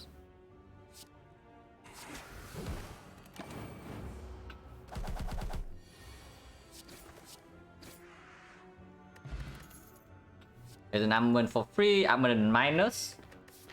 A little bit weird, but armament pyramid is quite strong. Armament pyramid is quite strong, but token also gets way stronger with the pyramid as well. So I don't know.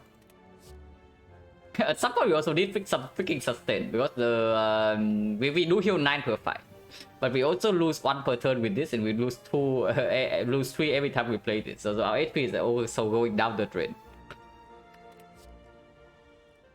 Yeah, armament minus is nice. I guess you can give up a top for this, but that is weird. That is really weird. Like, token is so strong. But armament pyramid on into one of these guys is only giving like +1 energy. So this is effectively 0. Yeah, 5 block for 0 energy. And that's only counting on this.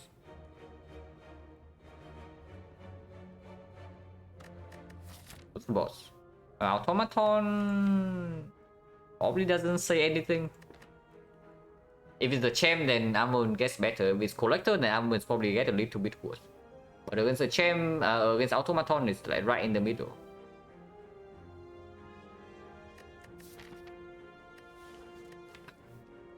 It's just weird, right? We cannot even upgrade it before the first city. Havoc is Havoc minus, not interested. Wow, lose feed. Liquid memory is probably worth more than 59 gold right before the shop, slightly set, but that's fine. Sorry. Toolbox is fine. Corruption is here again, and corruption is I'm sick with the pyramid.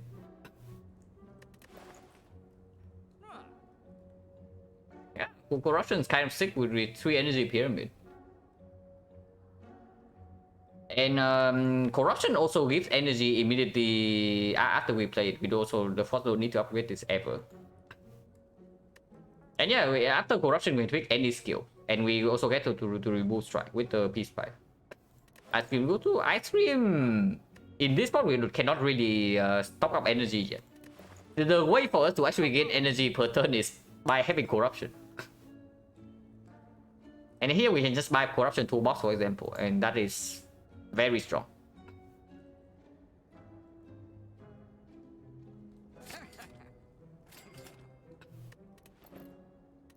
And yeah, take the lead and observe afterwards. Secret technique into disarm. It's also mayhem. Can play cut for free.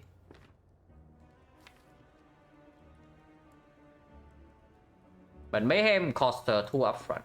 And technically the disarm immediately puts this down to like Tori range.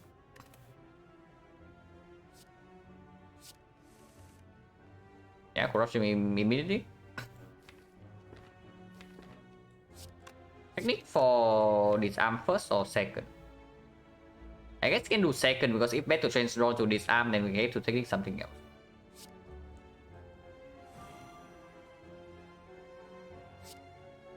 Yeah, I can slam corruption right away or what? It's probably fine, right? With the Tori, after we deploy corruption, we also get to play attacks, like 3 attacks every turn. And that is strong.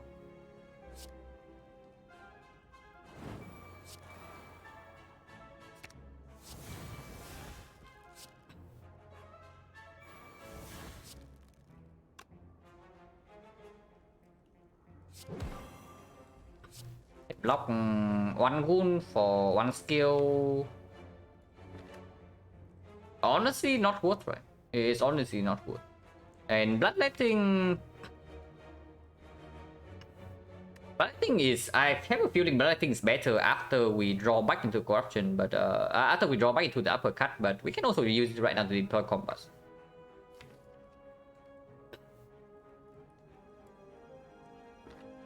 It's good when vulnerable runs out though. So I guess we can save bloodletting for when we draw into the bash and vulnerable runs out, and then we can still play 2 attacks per turn.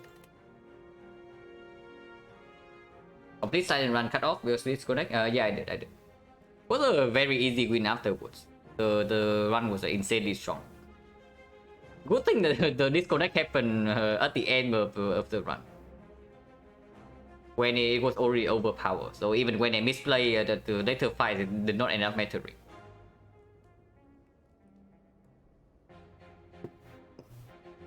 But yeah, I did the title. Yeah, I did. This is way we wait on this for the bash, right? Because otherwise, like, vulnerable runs out, and we cannot play 3 attacks per turn without this energy.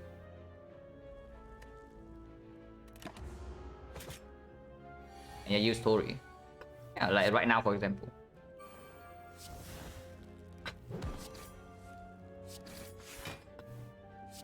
To block this one, I don't really want to wound. And next turn we still have enough block to deal with the thing. So do we need to actually combust in this fight? This is already 10. Next turn we don't. I guess we play combust and next turn we have like 3 strike, clean full block. I don't know whether we actually need the combust damage or not, but having 3 strike this turn ready to be played is just like, it's just nice to me. And yeah, we take like 1 damage from Tori. Like, wound doesn't really matter, we kill next deck cycle always. I mean, also don't need to keep this for whatever, but I can draw right now. Uppercut.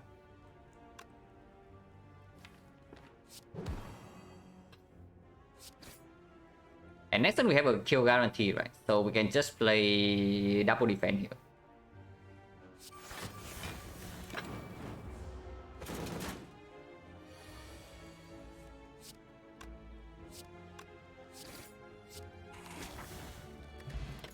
Stone. Dark Embrace with corruption is a thing, but with Pyramid is less necessary. With a deck that is talking a lot, it's also not necessary. Reckless Charge, 0 energy attack with the Ornamental Fan with the Pyramid. Unfortunately, we don't have Evo and we don't have Feel No Pain, so the dice is actually just negative. Dark Embrace is still good. Is it really? The deck is small enough that and it costs 2 energy upfront. We are also not swimming in energy, because I don't know how good this actually is. Feel No Pain, sure, but Dark Embrace in this spot, I really don't like it.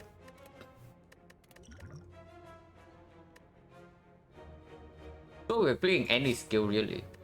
But yeah, even if we add every skill, and then right now you see we are only picking this over a skill, so picking every skill is already a lie.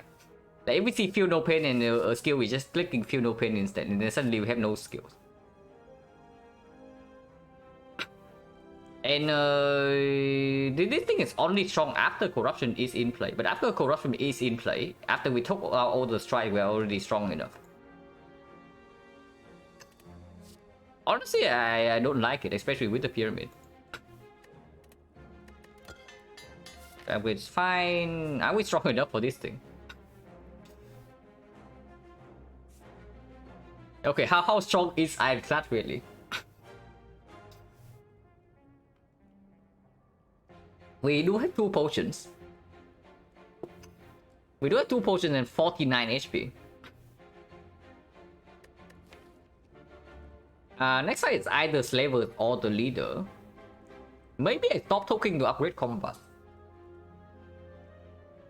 Oh, no, that's complete nonsense. Yeah, that's complete nonsense. Like, we need to draw into corruption very quickly. And then we also need to redraw into these things.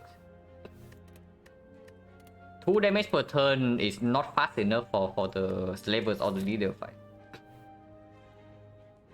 Yeah, I have no idea how strong we are, but we are probably going here because I feel like we are strong. Let's hope that we are actually strong.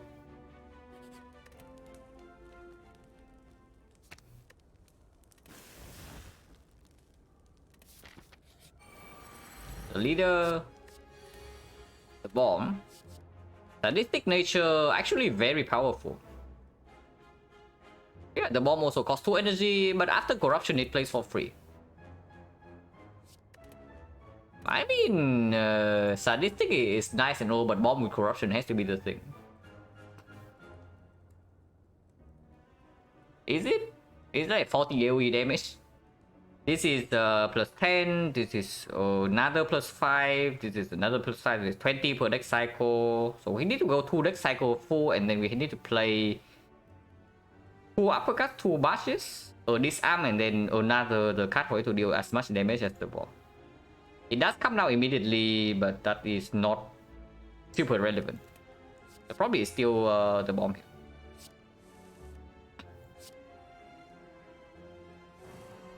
Yeah.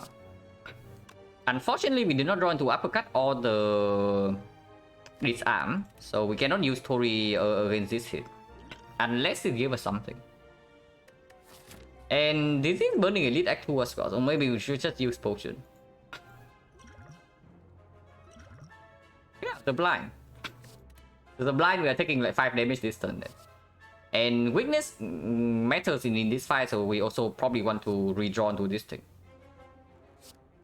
So blind first. And then I guess I also want to play the bash this turn. So, and then bloodletting probably is still positive in the deck, even after corruption is down. So we can start with bloodletting, play the blind here, and then corruption into the bomb into bash. We don't actually need to kill these guys at all. I mean, you can kill this guy to not hit weaken. That's also true.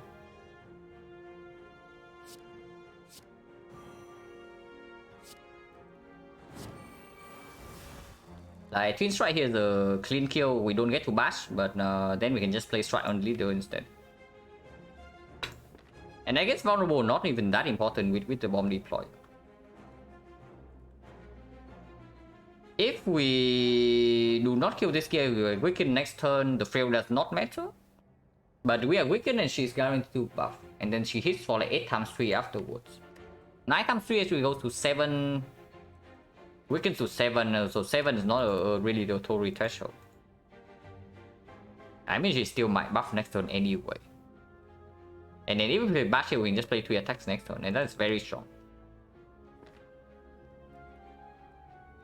Nah, but then we get weakened a turn afterwards, right? And frail as well, when she might be attacking for 21. I probably should just kill this.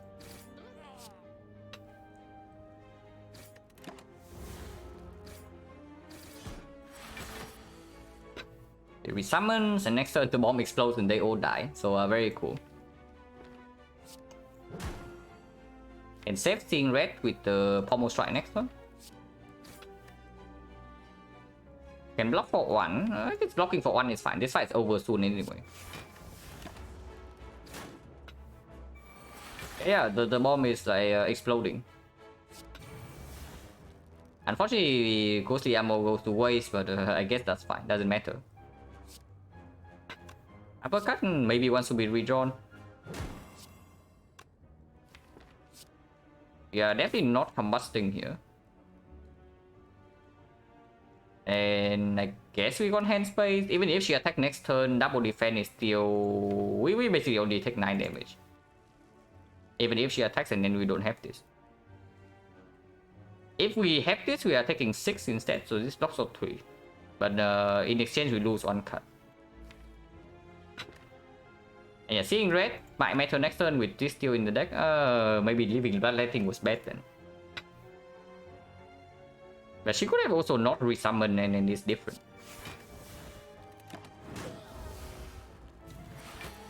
Or she can also just not attack this turn and everything's fine.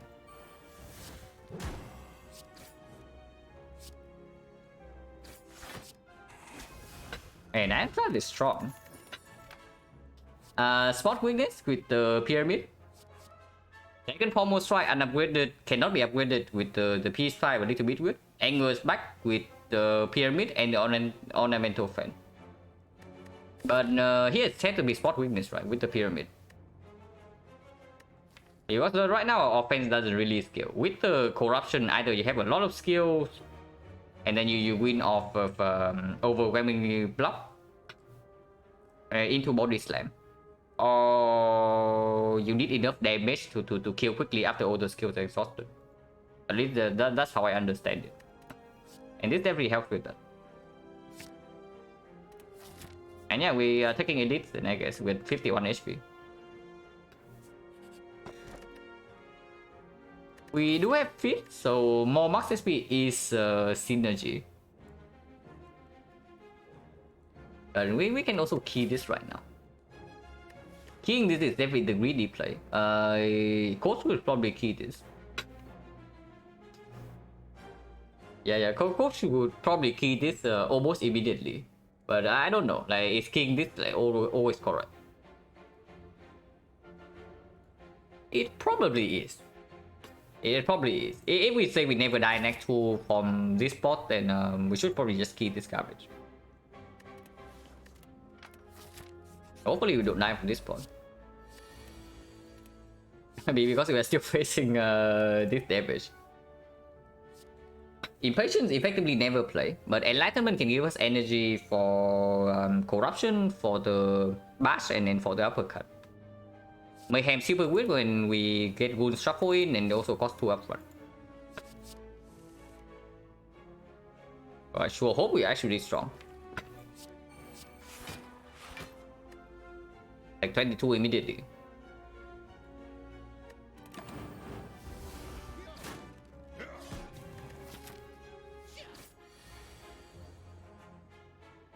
This guy also doing the thing. And then Tango is very bad actually for us, because next turn we want to attack. And we actually prevent this somehow. The uppercut into Liquid Memory's uppercut, for example, is 18 into... But even without this, how much damage is this? It's 18 into plus 16. It's not enough. So we actually need to Liquid Memories to kill this guy this turn. I guess we do that. Yeah, I guess we can do that.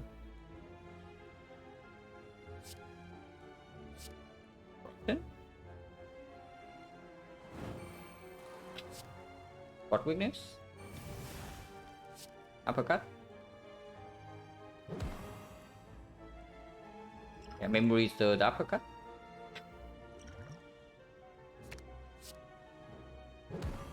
Now we can put damage elsewhere, and then Ghostly exhaust this turn anyway, so we play this.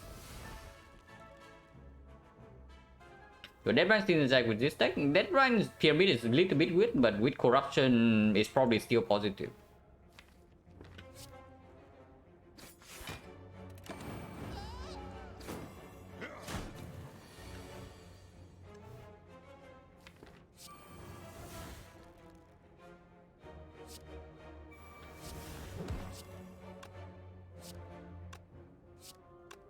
15, 14, so we need to twin strike here.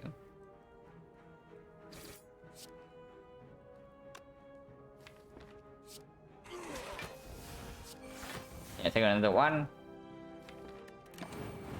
I just pulled one energy for whatever reason. I have no idea why, but don't ask, guys. And we actually cannot prop Tori this turn.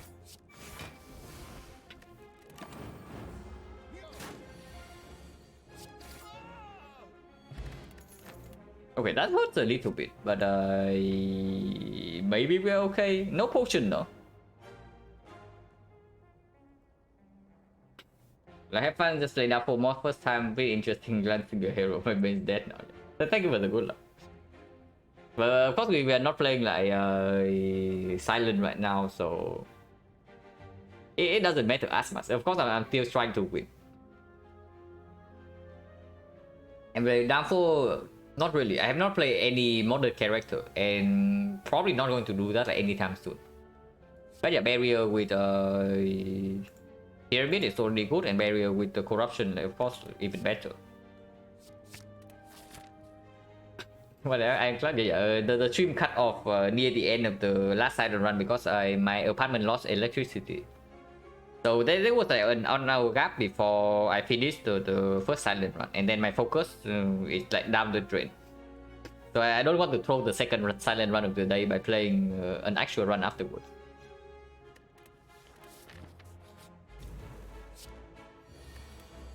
Apotheosis?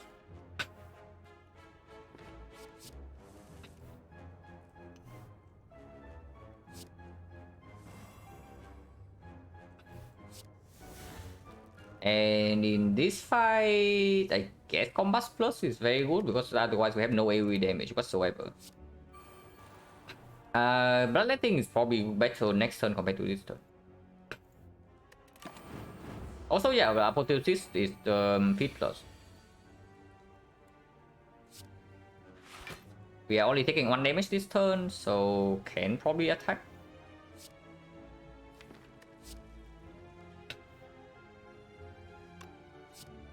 Uh, 24. 14, 24 is 36, 36 plus this is skill over 2. No matter where we go. 17 is 1 off. So that was already bad. I should have uppercut this guy and to strike this guy and we ignore this guy and he's perfect lethal. But now we cannot do that.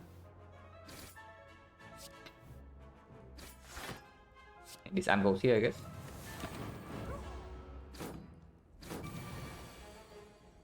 Bottom deck corruption is highly annoying, but not that annoying.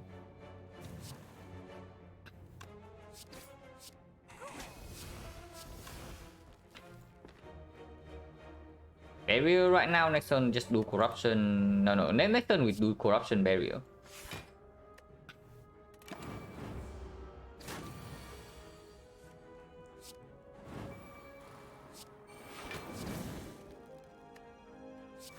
Whatever, we kill next turn anyway. No potion. Okay, what the hell is the potion chance? 1, 2, 3, 4, 5, 6. 6 fights and we got 1 potion. Okay, so it's like 5 on 80% right now. Second barrier is good. Like we just force level, so this is either the book or the leader, and barrier is good against both. Force barrier with once again with corruption, just good. Sentinel with corruption, somewhat a consideration, but if we have both things red and bloodletting already, and we cannot exhaust it instead before corruption, then it also doesn't make sense. Transformer card, yeah, we transform strike.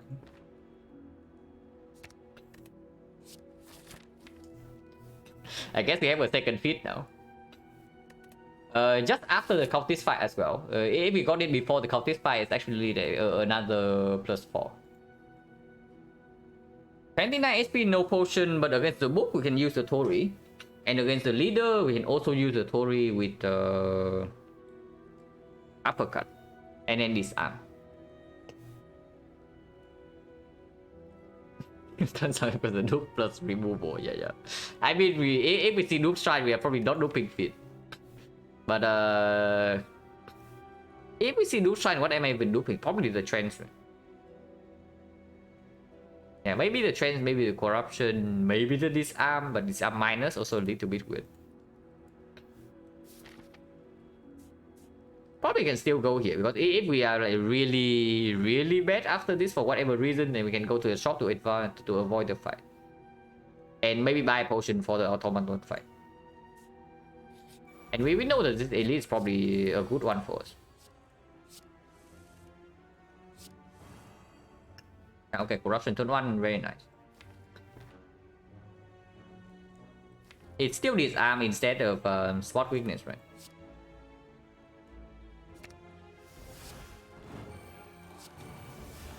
And we are only taking 2 right now, 2 wounds, but it doesn't matter, yeah? I just take 2 wounds.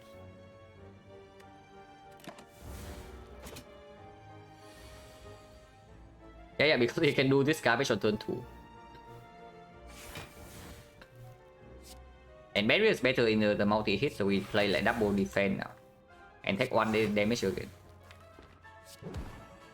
This is better after spot weakness. So maybe play the strike first.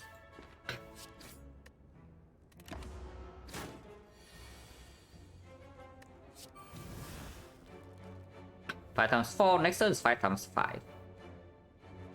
5. We actually do not need to actually combust in this fight from here. To fit into that, we just transform strike into fit. And yeah, I guess we can make hand space. Don't really have block for the next big hit, but that probably doesn't matter too much. Can play 1 feet right now. Speaking 24, we can just double barrier this turn, and this guy takes at 32 damage. And next turn we do...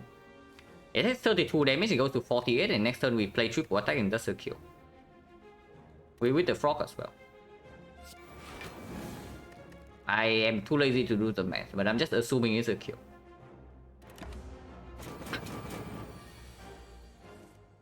Yeah, it's definitely a kill, man.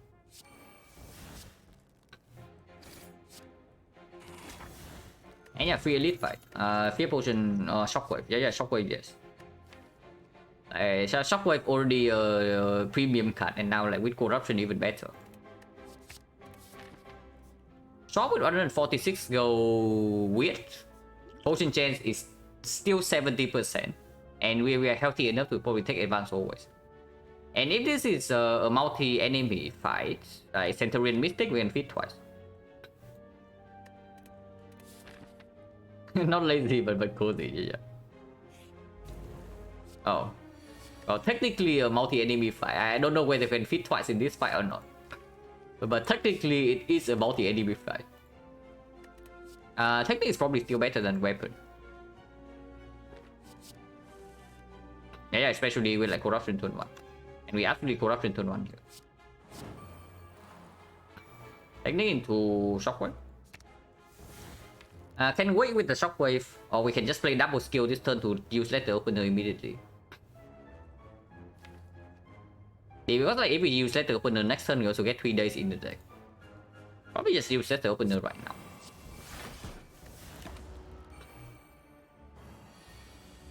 Yeah, vulnerable on turn 2, fairly nasty.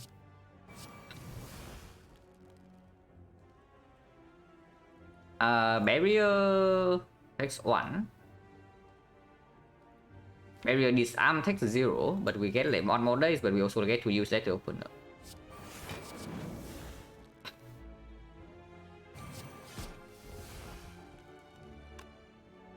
Then it's disarm and weaken. We probably still should hit the chosen.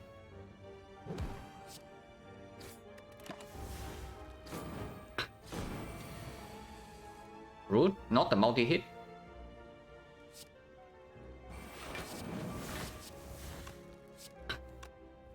Overblocking already. But chosen might not attack next turn, and vulnerable runs out here, so we probably can do uppercut into fit this guy.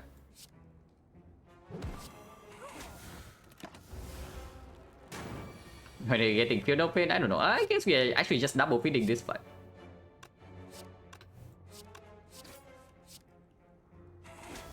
Yeah, plus 6 knocks from chosen cultists. Like, holy crap.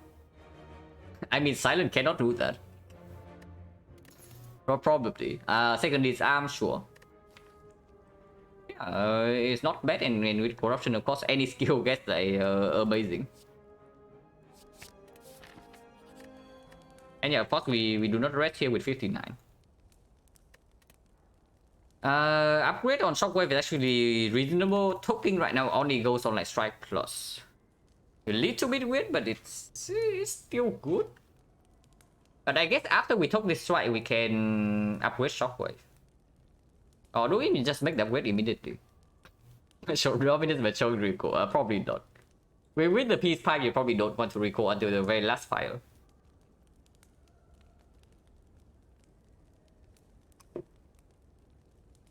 But yeah, we I mean, Strike Plus is not even that bad of a cut. Yeah, maybe upgrading Shockwave is just good. It's not so good into the Guardian fight. It's true, because if we use it to strip, it's also not playing.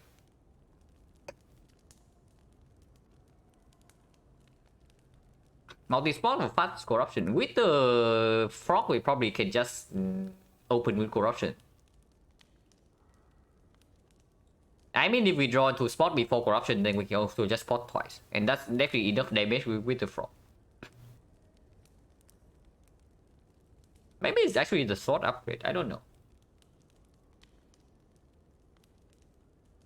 Now, token is so strong, right? Because after we exhaust everything now, we play Twin Strike every single turn. And then this is like plenty of damage already. This is plus 10-ish, and with the frog it's like actually 17. So it's 34 damage per cut. Maybe it's not that strong. The token also gets rid of half a west stone, so that's like slightly sad. But I mean, if we see second shockwave, we just pick it up, right? And then this upgrade goes to the garbage can. Yeah, maybe not. Maybe it could be like combo strike upgrade, for example, but probably not. We probably just took this away.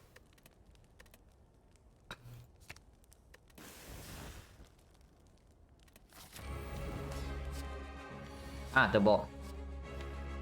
Bomb clears the minion, and when we focus damage on the automaton, like perfect. PS upgrade any good? PS almost try. Yeah, it is probably okay. With the pyramid, it's slightly worse though. Like after we play corruption, we exhaust everything down. Like we draw the entire deck every turn already. So like, do we really need this? Of course, with the Sun Knight or something, then second Pommel Strike is infinite. But for now, it doesn't play. Yeah, can start with the bomb immediately, and then I guess I want to make hand space. Twin can go. Twin strike can go. And yeah, I can spot once. Ghostly can stay in the deck. These guys are stealing corruption, but or maybe defeat, but the bomb explodes next turn. I'm willing to bloodletting here. And strip 2 layers from this. And then defend to block 6. You guys still speed. You guys still speed again. So they're actually not stealing corruption. Probably fairly stupid of them, I have to say. But yeah, here we're in corruption right away, and we deploy the shockwave debuff.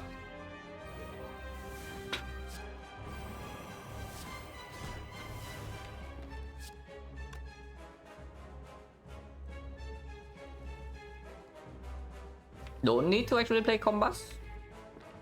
I definitely do not need to play combust. Just extend vulnerable here. And again, block for 6. Block for 5.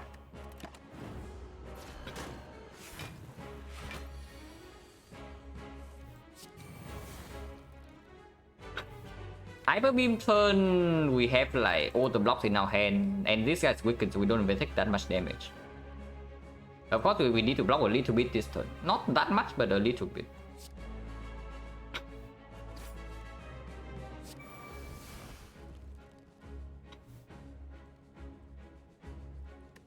I play this right away actually. And now we can play this on here to block for 4. And if we block for 9, we actually only take 1 with the theory, so let's do that. And also proc letter opener. And yeah, now we just have Weakens runs out next turn, but Uppercut can come in. Unfortunately, we draw Ghostly this turn.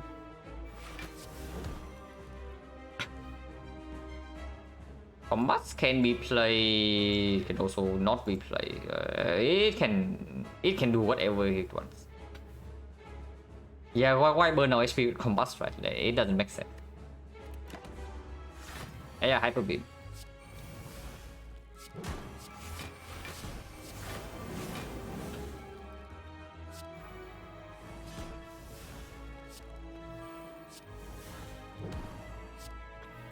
And we take 1 damage from Hyper Beam. And we feed next turn. Combat for Space is not needed anymore because you see, we exhausted all the skills and then we only have like 5 casts left.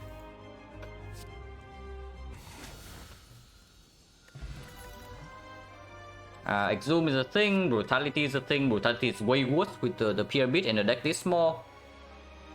And yeah, Exhume Corruption, can Exhume Disarm, can Exhume Sword Weakness, can Exhume Shockwave. It's just good. Well, this is cringe. But I guess with double Disarm is probably an easy Philo Stone. I guess it's good. I guess it's good. This thing completely mitigates it against the heart and then we have double Disarm. And yeah, Mark played complete trash with Pyramid. Let's not do that. And Back Blood, yeah, okay. So maximum elites, we can roll for 1000 gold, but then we have to go to double shop. And we miss out on 1 elite. Okay, I actually need to take a shot for late break, even though this one's like not that serious, but demand still comes, guys. So yeah, be right back in like 3 minutes.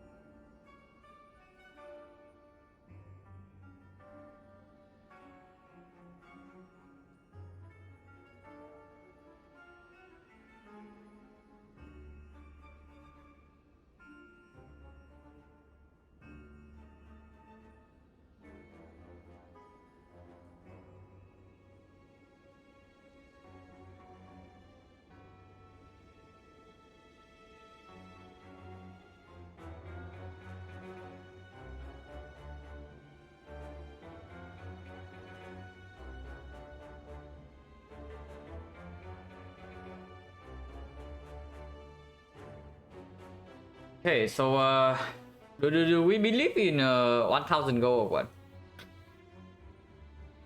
24 hours stream probably not happening.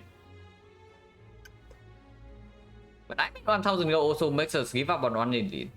We can still take the gold here, but there's no shop afterwards. Yeah, 2 rolls here gives us one elite, double shop. No excuse to be accepted. I mean, we can still get 1000 gold here. And then we still take 3 elites, and then we shop in Nightfall.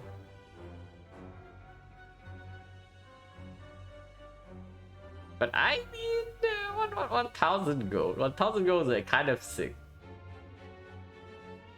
Yeah, we just roll 1000 gold, right? We just roll 1000 gold. Let's go. Minus 1 elite doesn't matter. We hit every time. So yeah, we start here.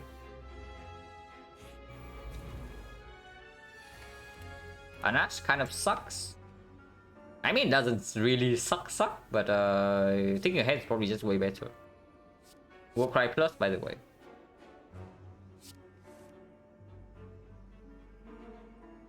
And barrier is like blocking almost full, we take 1 damage. Doesn't matter what we put on top here.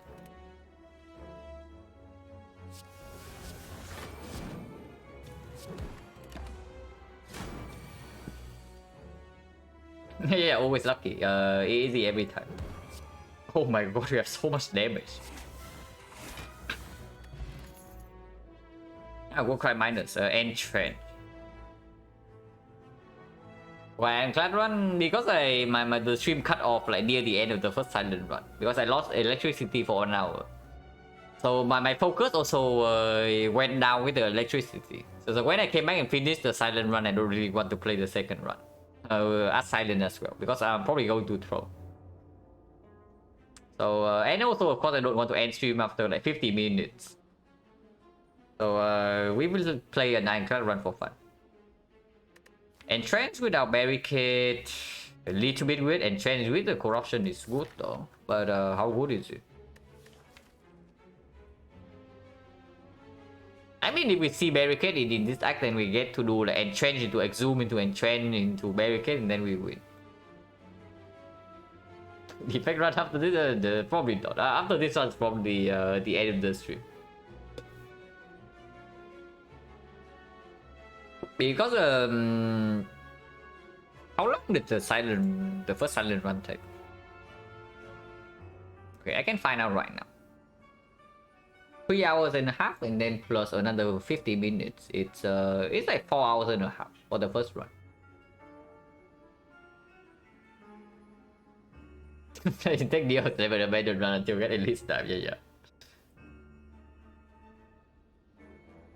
The Neo Slamon highest screen restaurant. But yeah, entrench means that 1 barricade and we win. I mean, I don't know, are we winning already or do we actually need the barricade? Put up 1 more fun run? I mean, of course, I can actually do a second run, but second run is probably going to be way faster than this one. I just get into like click keyboard. Like 1 hour or something. But yeah, entrench. It's weird, but it's probably not that bad. 1000. Yeah, 1000 disappointment. That's what this is. The shopkeeper got us, guys, like 3%, and we go to like triple shop in this act. Yeah, okay, cool.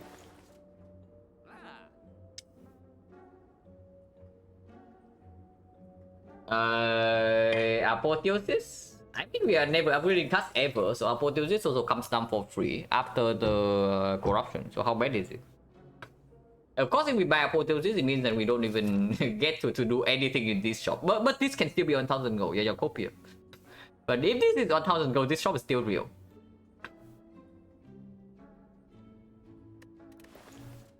But yeah, Apotheosis is like fine. It's not that strong, but it's fine. Because we are after this, what are we even doing as fire? Maybe a pull upgrade is still okay. It's weird with corruption though. Maybe we just do corruption upgrade.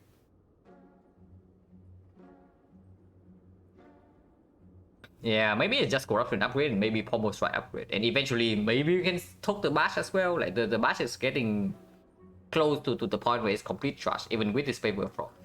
Because we have like shockwave into exhume shockwave if we need the chain, and we also have uppercut. Combat can also go at some point. Like maybe the point is the next fire. But I mean I don't know. My silent brain is just saying this guy's overpowered, so I take it. It's probably not as good for Iron Shot compared to silent, but my silent brain cannot resist it, guys. Oh my god. What could have been? But of course we cannot afford this. Yeah, in another work we get like Apple 1000 gold here, and we buy apotheosis and then we buy bottle lightning in this shop. Oh my god. With Dark Embrace is not even good. Like you also saw in the Automaton fight. After we exhaust down the deck with corruption, now deck has like 5 cards.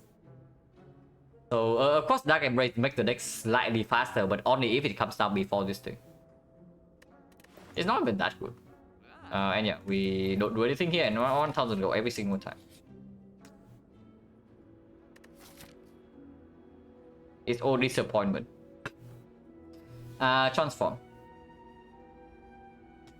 But yeah, Omamori probably unused this run. Probably time for the combats to go. Let's just say Bash is worse, but Bash with the Paper Frog can still do something, right? I mean, of course, this also quote-unquote exhaust, but it exhausts at the cost of our HP. And the effect is not even relevant anymore. Power Through. I mean, Power Through is a very good card, but on with the Pyramid, it's slightly weird.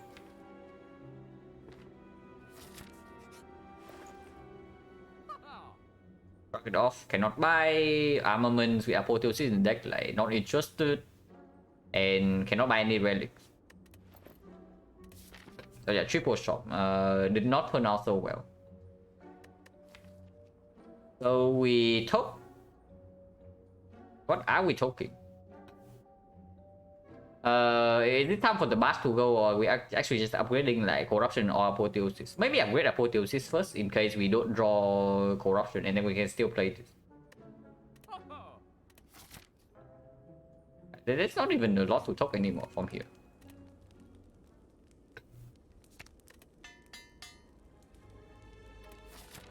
Maybe we get a curse that we can talk, but actually not really.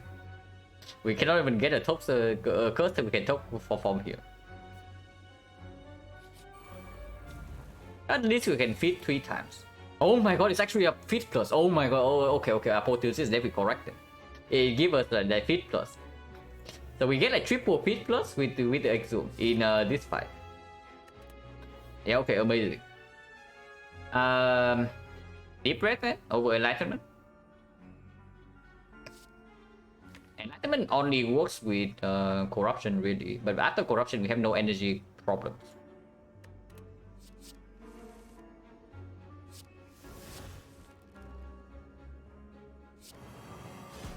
Like one is non. This guy explodes in 3 turns, so he kind of needs to die. Yeah, it's right here in our hand, guys. The dream is right here in our hand. This is not too much damage, so we can actually do this. But we can do bash into this instead. No, we still need to block once. Bash is how much? It's 19? Yeah, 19, we just kill this next turn. Oh my god, on feed plus. And we can exhume the feed plus right away to get letter opener on this guy as well.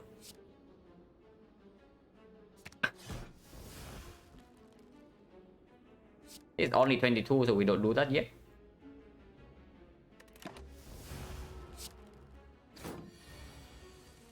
Yeah, suddenly we are gaining suddenly we are gaining plus 12 HP in this fight. Okay, cool.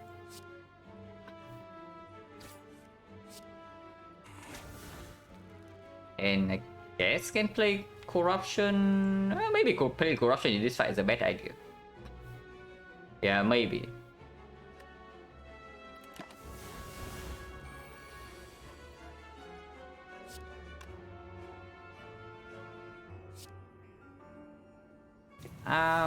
Seeing red never needs to come, so we can do barrier and then bash. Actually, barrier, if we play corruption that now into barrier and change bash fit, it's just a kill. So let's just do that.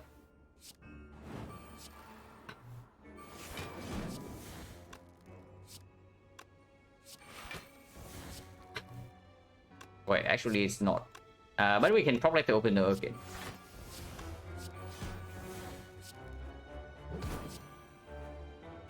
Yeah, plus 5 max HP.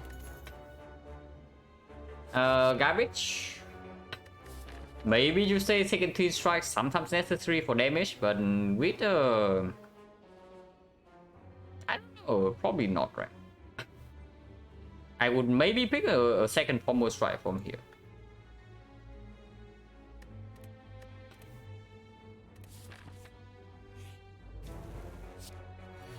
This is not a multi-enemy fight. Enlightenment over Mayhem, probably. Oh my god, we just have multiple apotheosis. We actually just have multiple apotheosis. Ultra Mega Hyper Permanent Weakness or what? Probably leave this for the Exu.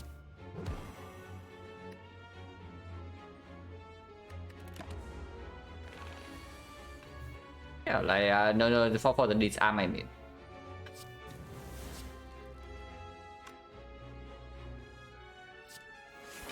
Need roll for 28.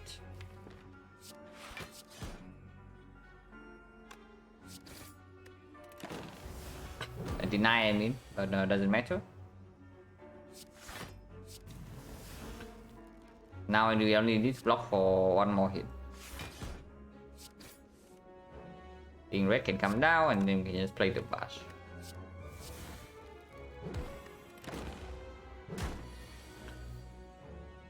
We bottom deck corruption, but doesn't matter.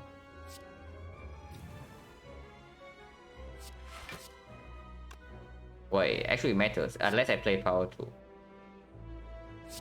I guess we can play power 2.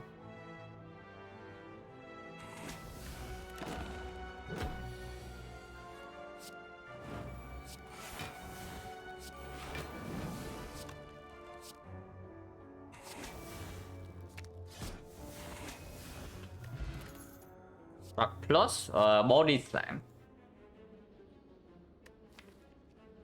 Body slam is very cute with entrench, but we have damage from the spot and the frog already, right? And then shock plus is just ridiculous with the. I mean everything is plus with apotheosis, but of course with corruption this is like amazing. We just do it. Since you're useless. Maybe not that useless. Oh my god, plus 12 HP. Once again, Enlightenment. What's going on, Icon? Yeah, this is just not really a super fast run to end stream, but it is a run I play because I feel like my focus is dropping. Because I don't want to actually play second silent run. Any button is cute. I guess Enlightenment still just better. Oh my god, bottle apotheosis. It's actually just bottle.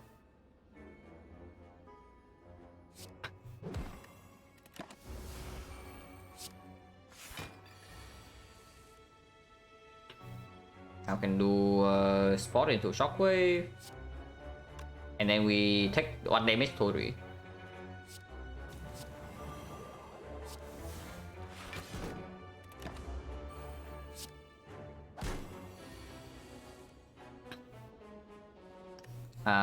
We do not have this arm, we have not drawn into the thing. But doesn't matter because we have actually very strong blocks. Take another one, or we can spend Seeing Red. Take 0, probably should.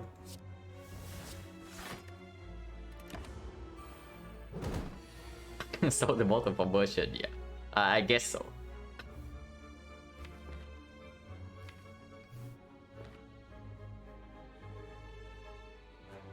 I'm getting a little bit close. Can I get back a shockwave? I can just play this right away. It's like not very good anyway.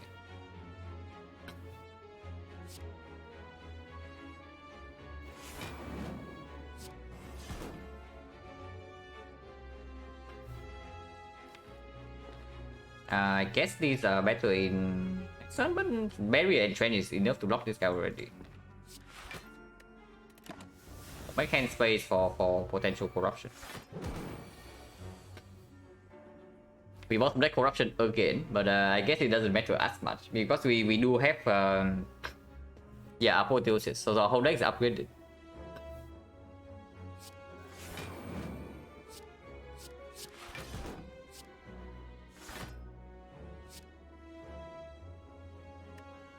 Actually, we need to exhume feed. Alright, we actually need to exhume the feed.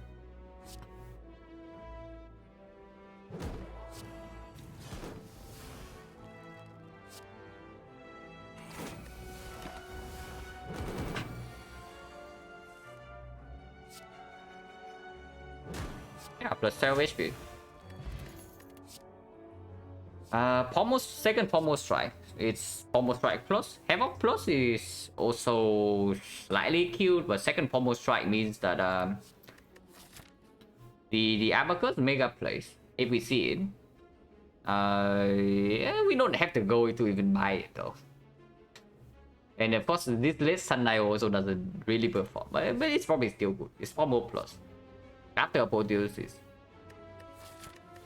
And it does allow us to put like we can do Twin Strike into Pommel, into Twin Strike into Pommel again.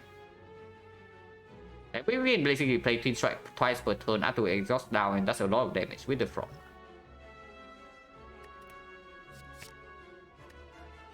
I mean, you can already play Twin Strike twice per turn with the thing, but sometimes if we have 4 or 5 energy somehow with the bloodletting, we can have a huge turn. Gear Potion is way better than Fear Pot with Shockwave, Bash, Uppercut. And can recall here because we have nothing else to do. And of course we take double indeed. That goes fine. Purity is... oh my god, it's just bottle. It's honestly actually just bottle. And we can spend the feed. It's on hand keep. Because maybe I want to exhume the disarm in this fight. 46, that is rude. That is very rude, sir. But we take 1 damage.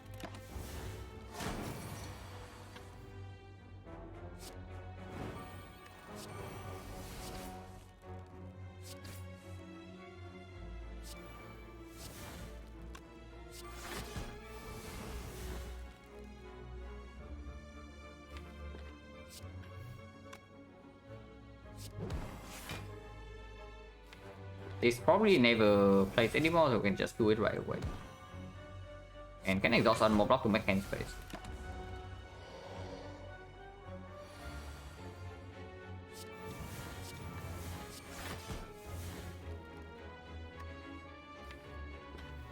This one's intangible, so we don't have anything to do. We can exhume the spot weakness actually.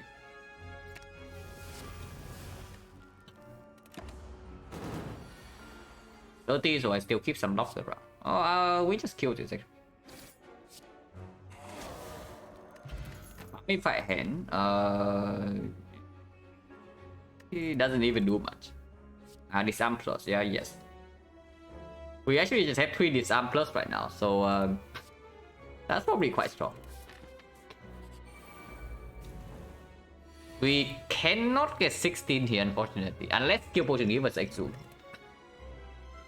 Yeah, we cannot actually get 16, we can only get 12.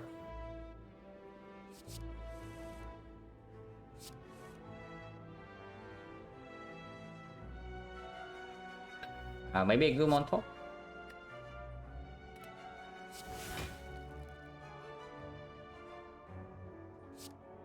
-5, so it goes to 5, it goes to 7.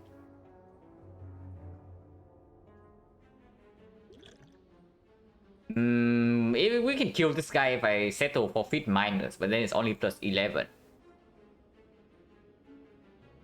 Yeah, it is only +11. We save like how much HP do we save? If we disarm this guy twice, he goes to 5, so we take 7. It's only 7. Yes, only 7. Like we will heal for 6 anyway.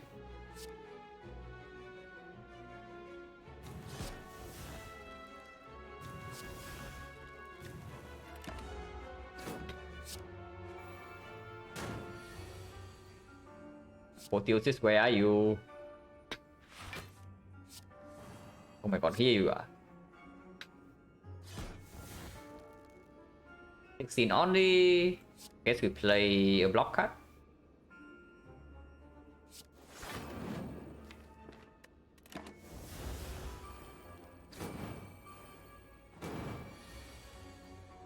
Yeah, 16 on this.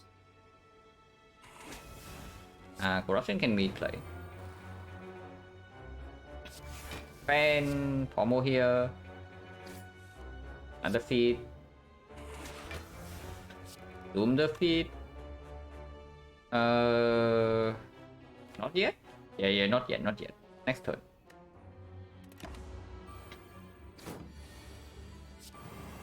Shockwave. Zoom the feed.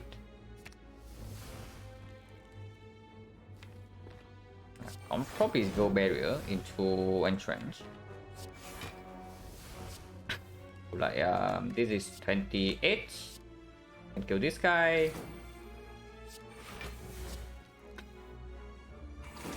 And we just kill this guy.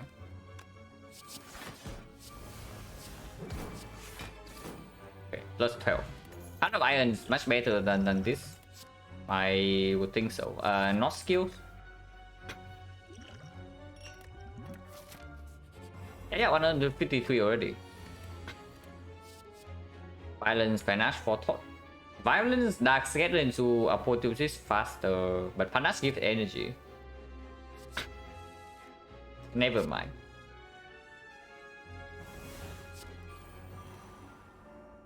This fight, I don't know. We probably can steal Corruption first, immediately. But can go it for one turn. Because this turn we only take like 1 damage.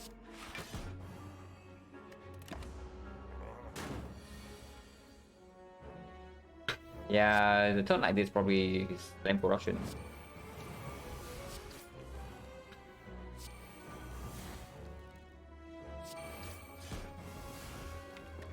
And Exhume probably goes on what weakness actually instead of this time.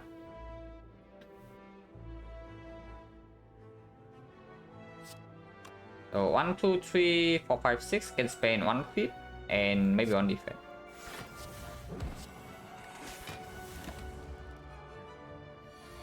Danger as well.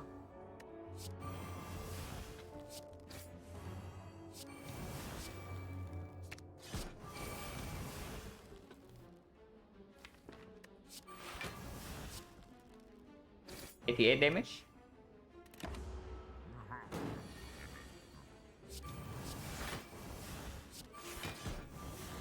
Take 1 from here and that's fine.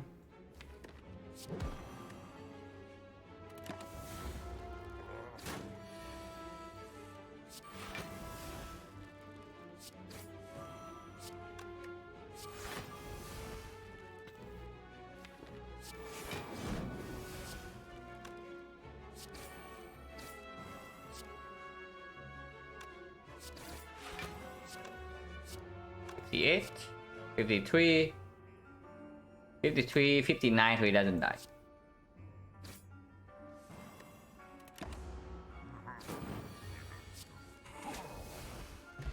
Stone Calendar, not very useful. There's a Reaper, we would like that. Only really good if we actually get double spot though, but I mean it's not that bad. The Reaper plus. It's not that good, but it's not that bad. We do have the frog and potentially 9 strength. Yeah, we do have the frog here, we do have Vajra, we do have spot weakness, double. It's not too bad. What are we doing in this fire? I have no idea. Maybe talk. What are we talking? Is it still good this late? I mean, if it heals for like 20 HP, it's already good. I think it's good, also not bad. It's not probably not even super positive, but it can heal for like 20, maybe a little bit more sometimes. I don't even know what the hell are we talking in this deck. Like maybe the bash. Yeah, maybe the bash. It's probably the bash. Goodbye bash. What are we doing in the Act 4 fire? No idea. Yeah, mayhem with the mummified hand. Amazing. There's also metamorphosis. Wish you can exhume. Finesse is super mediocre, but it does give one more card.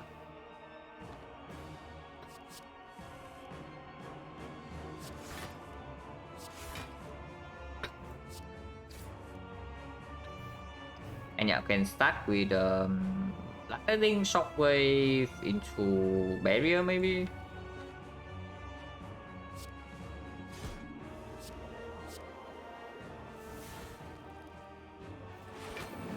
One.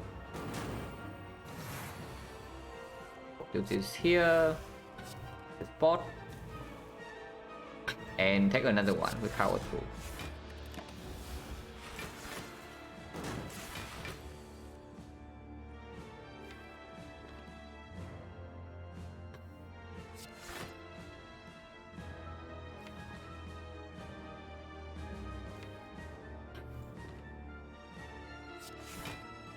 Take another one. Probably should just double disarm this guy and get seeing red like out of the deck.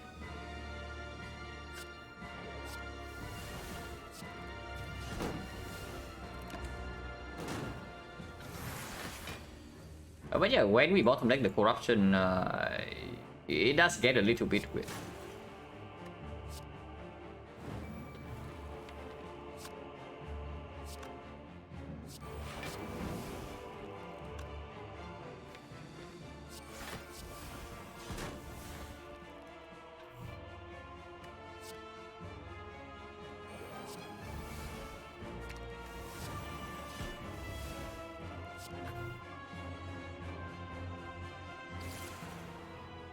And we use Exhume already, so if we want to double fit in this fight, I cannot use fit here for headspace. We are probably strong enough to keep double fit.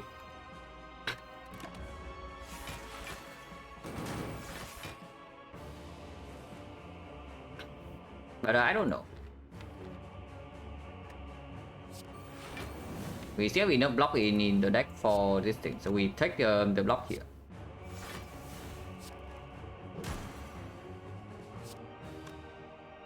I guess this can go.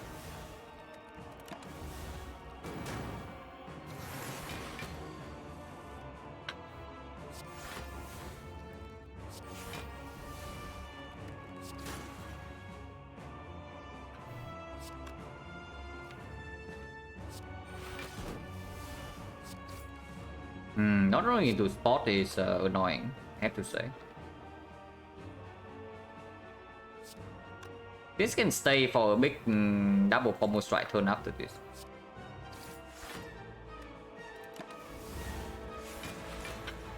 Oh my god, calendar, please don't do it.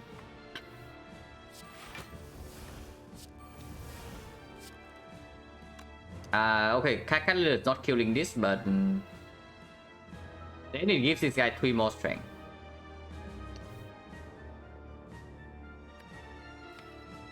Yeah, it's fine. It's just 3 strength. Well, how bad is 3 strength really when we have effectively no block card left in the deck?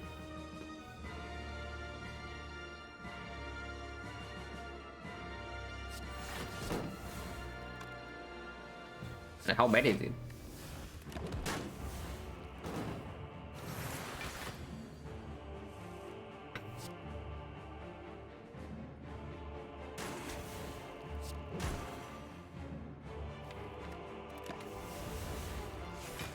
Yeah, so we better kill this turn, otherwise we are taking heavy damage.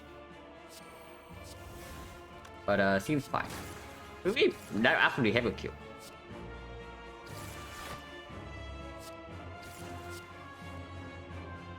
Double feed, full HP. Oh my god, plus 12 HP. Transmutation doesn't lead anywhere, right? Because we are feeding, so we don't care about handle grid. Sweep is okay. Also, exhaust itself. Thinking ahead is probably still the best. Corruption turn 1 in this fight. Don't think first form. Yeah, absolutely not. But we also don't have to use the pit in first form, you know. We pit these two and then we wait with the exhume pit like, for this. In this fight, corruption is a little bit weird. Not that weird, but a little bit. I think we want to wait for maybe 2 or 3 times spot weakness, and then we burst this guy down second phase. The same way we did Dominica.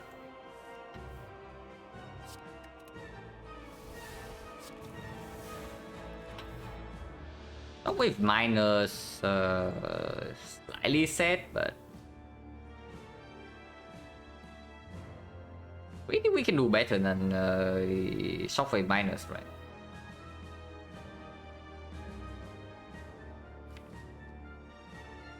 Next turn we need to play Shockwave either way, so probably can play first. After we kill these two, we have a chain with uppercut anyway, so like who cares? Yeah, take damage one time here, 15, doesn't matter. We can also play power too. I guess power 2 is fine.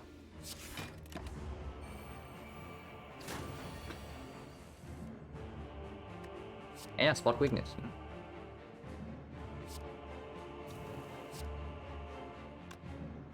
If we want to triple feed, we actually cannot exhume the disarm here. But we still have 3 copies.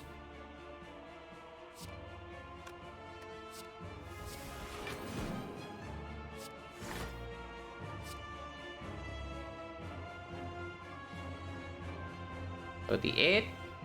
Yeah, doesn't exactly kill unless we accidentally proc letter opener. So let's not do that, yeah.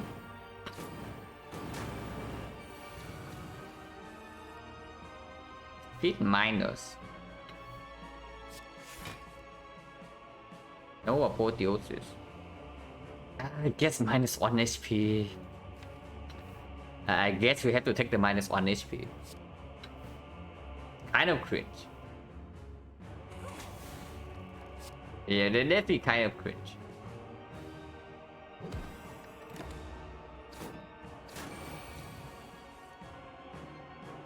I mean, we can just... this doesn't even deal damage anymore. Yeah, he deals like 1 times 4. Reaper can be played.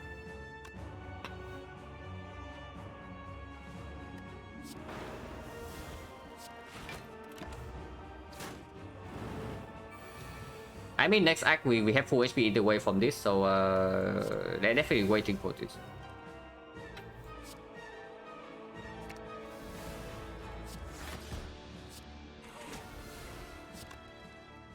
And yeah, I guess we can spend... we don't need to disarm. We definitely do not need to disarm.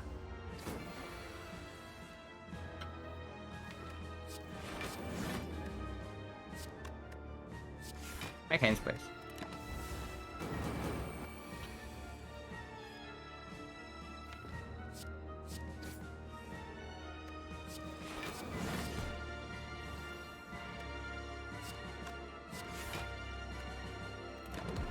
We are getting kind of clocked. It's strength honestly enough. If we redraw to it again, like corruption absolutely kills in time. 1 matter. It's none.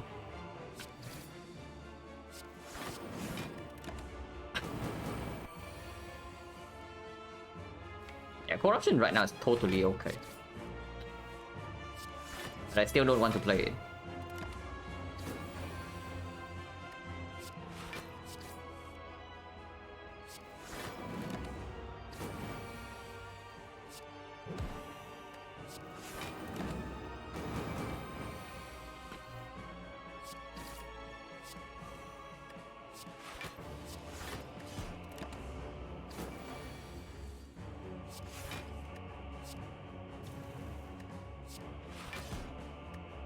1 more damage. Oh yeah, we have like 12 strength now, so doesn't really matter. I mean, we have gone too far to actually just play corruption right now. But this turn, in order to not take damage, I have to power through. Oh, that's not very good. Because now we get like 1 card per turn. Okay, finally can kill.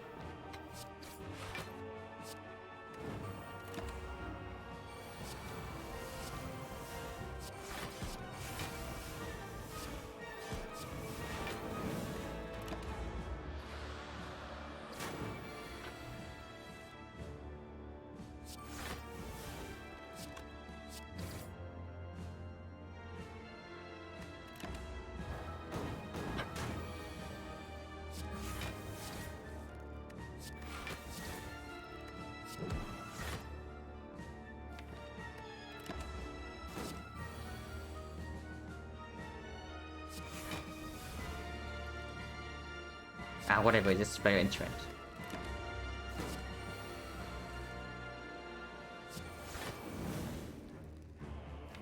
Okay, now we go in with the bloodletting loop next turn.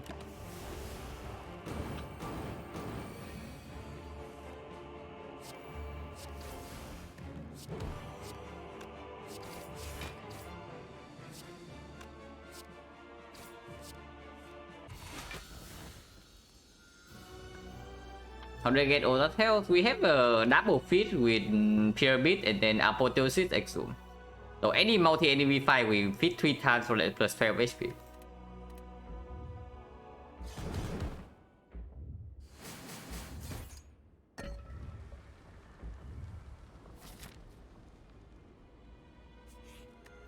But yeah, what are we doing here? What are we talking, if anything? What are we talking? I don't really see a top target, maybe a feed. Yeah, we can technically take away a feed. A feed also exhausts, right? If we take away a feed, we might as well just play it. We probably just upgrade. Upgrade corruption of armor. It's probably... Actually, I'm looking at shockwave. Like the moment we draw into this corruption, our deck is like super fast. So we don't actually need to make this upgrade. Power through is still positive. Power through is still positive card. Like do not forget, the only reason we got like quote unquote clock with the wounds is because we are stalling for like triple feet.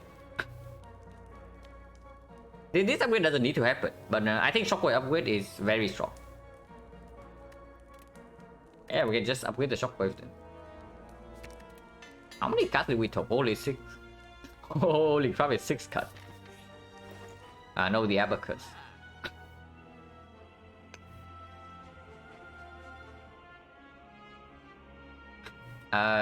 What is good here? There's like... How does it feel here? 176, yeah. I mean, when I still play Ironclad off stream, this is not that rare. But of course, like, it's been a very long time.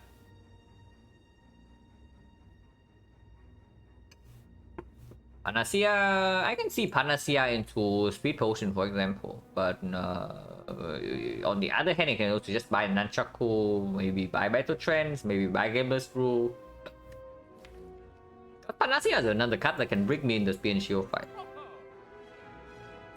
Nunchaku is not that good. An Ionic Handreel or what? Yeah, probably not, right?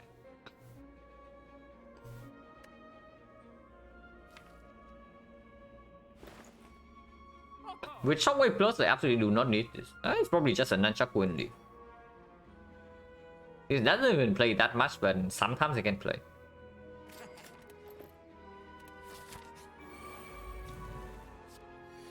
Our Shackles, it's fine.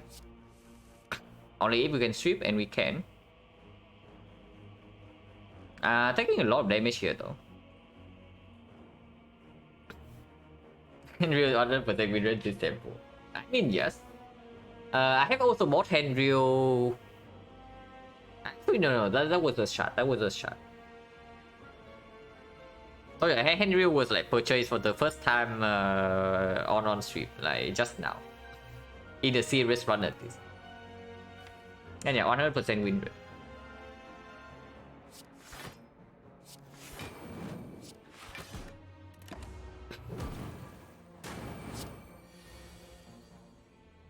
And this only have like double disarm to Shackles here full block. Or we just do Shockwave into Shackles. Shockwave defense Shackle, for example.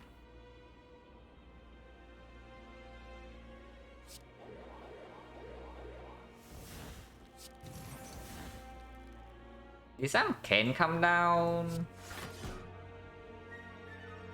Guess it's fine. Disarm minus.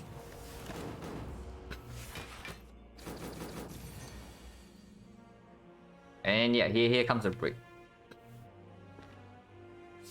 We'll need to use skill potion. If not, we can regen with Reaper sometime, but we also lose strength from here.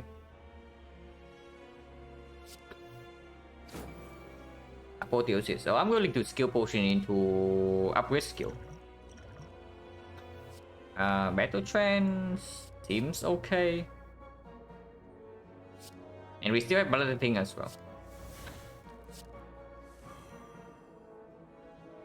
Yeah, can weaken this guy at least. And three attacks. And we play into defense.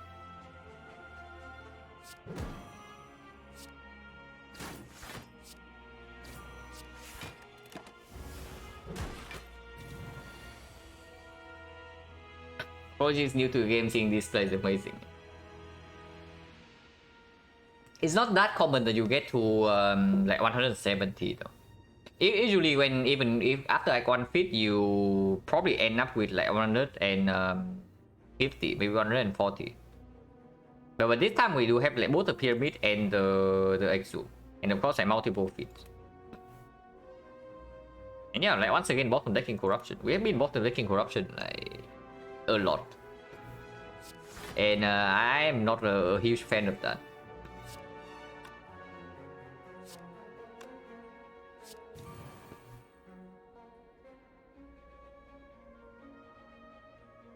Uh, 22 power troopers entrench is full block, but then we do not have the thing. Barrier here is 27. It means that we actually take 6, and 6 is a bad number. Disarm to entrench puts this down to 4 times 2, and we block for, yeah, we take 1 instead. Then that is probably the best line.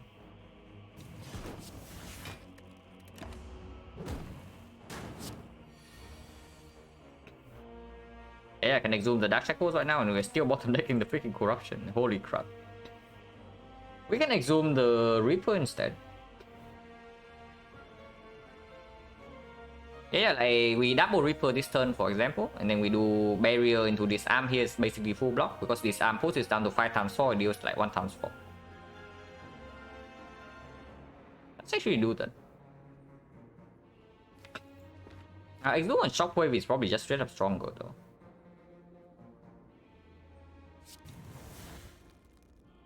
Yeah, Exhume Shockwave into just Reaper on this Shockwave, right?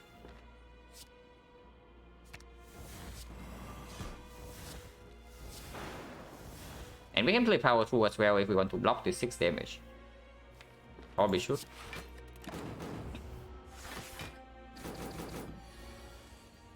Now corruption is down.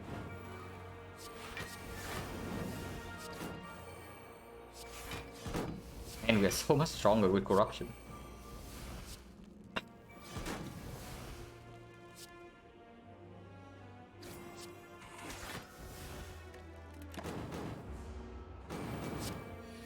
Yeah, like who would have thought, right? Corruption is strong.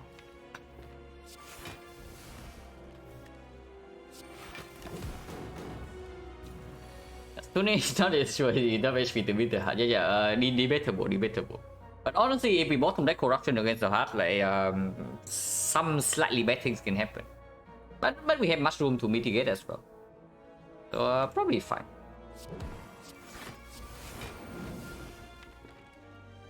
Yeah, whatever. We just kill next turn. Oh. Well, wood nunchaku set up, guys. Not sure Mamory is that one, yeah. Undercraft artifact strip, Iron Wave is blocked after we exhaust down all the skills. We have no dexterity though, so the value of that goes down by a lot. But we also have this to block after the skill is exhausted, and we have Gambler's Brew as well. To help set up so like one card brick doesn't slow down the corruption draw that much. It's probably okay. It's not that good, but it's probably slightly positive. Yeah, panic button is very strong. Because we Tori multi-hit and we block the big hit with this.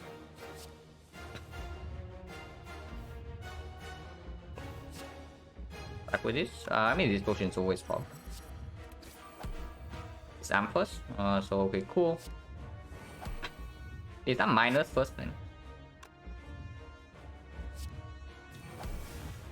And I guess we make hand space for next turn. Losing a little bit of HP doesn't matter. I can even use Reaper right away. Reaper doesn't really play that much in this fight, and it's just going to sit in our hand like doing nothing.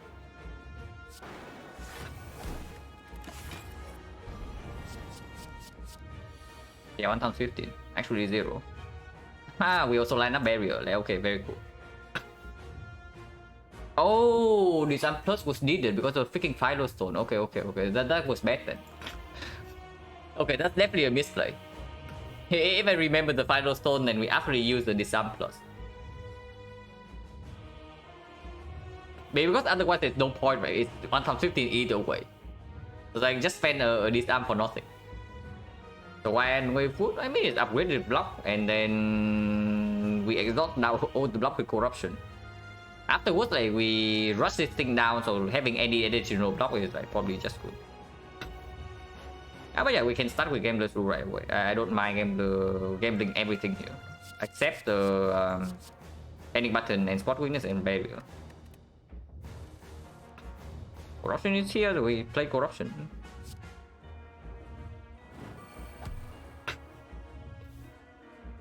I probably should have saved the spot weakness, so I guess we play this fight with like 3 strength. Can wait for apotheosis though, because this turn we are not even attacking. Yeah, we have a full block. I guess we can double barrier this turn, but double barrier next cycle is probably stronger. A little bit of hand clock, but that's fine. But yeah, now that we have the corruption in play, this is probably... We don't care about this, right?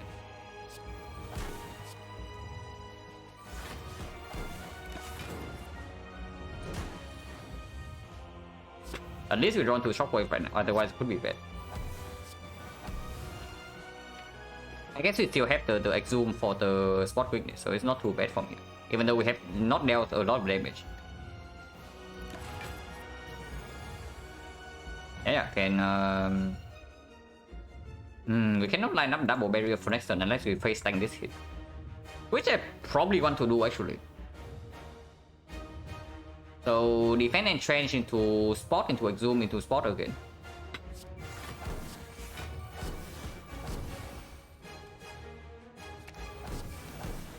And this can go.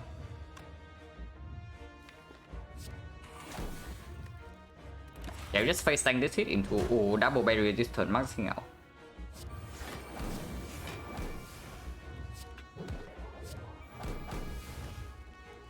And disarm as well, but disarm can also wait.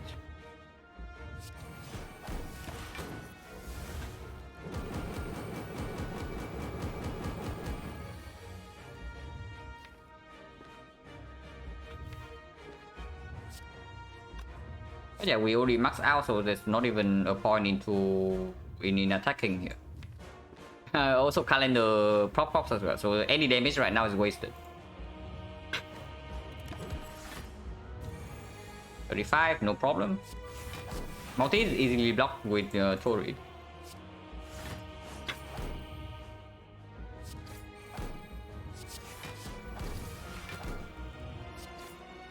then we have like a lot of strength.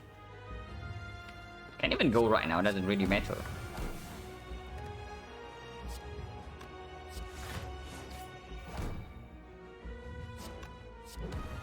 Yeah, max out and effectively full block.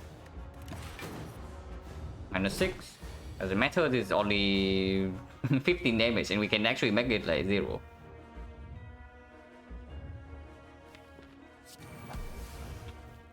Like fight's over.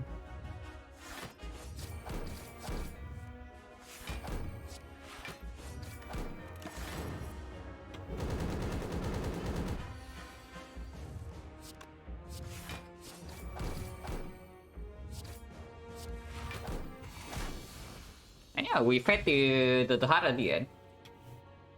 So 188. No, not quite 200, but it's fairly close. But yeah, like I that's like so freaking strong early game. Like, holy crap! Literally never needed to defeat it. They still would have won. Yeah. But of course, like the corruption pyramid is just overwhelmingly strong. And then with the paper frog and double sword fitness, we never lacking damage, ever. The Cosmos record probably very far away. Like when I stopped playing Ironclad, I would probably say sometime around like September last year, also like 8 months ago. My win rate was like roughly around 50%. So even if I try fairly hard right now, I probably get like 60, and then in order to get above 60, I need to play the class for a very long time to know exactly how strong I am at certain points in the run. Instinctively instead of the Jakku, yeah. Yeah, like of course when you have 180 HP in Act 4, breaking draw doesn't matter. You also saw in the hard fight the draw order was not exactly very good. We were very slow in the first cycle, but it doesn't really matter, right? We just faced tank 2 big hits and we still have more than 100. How long have I played for Silent? I mean, I played Silent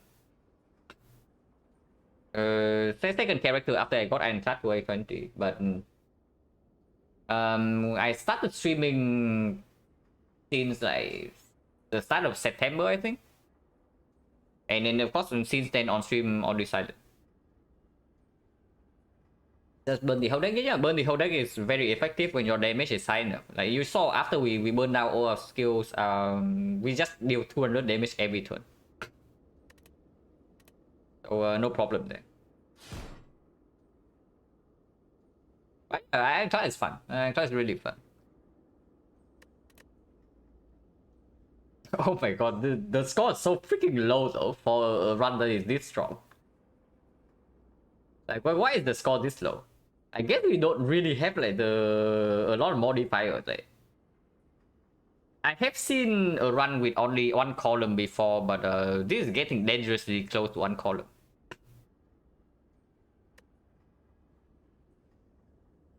Only started playing Saints in September. No, I started streaming in September. I've started playing sometime before that. I can check. When did I start playing? I can probably look at the very first one I did on the main profile.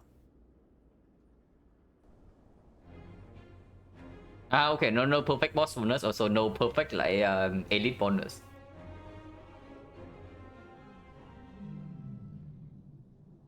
Yeah, I can probably check when I first started playing the Spire.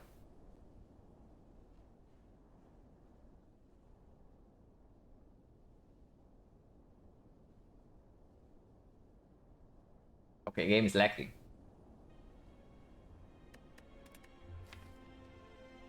Where is it? History.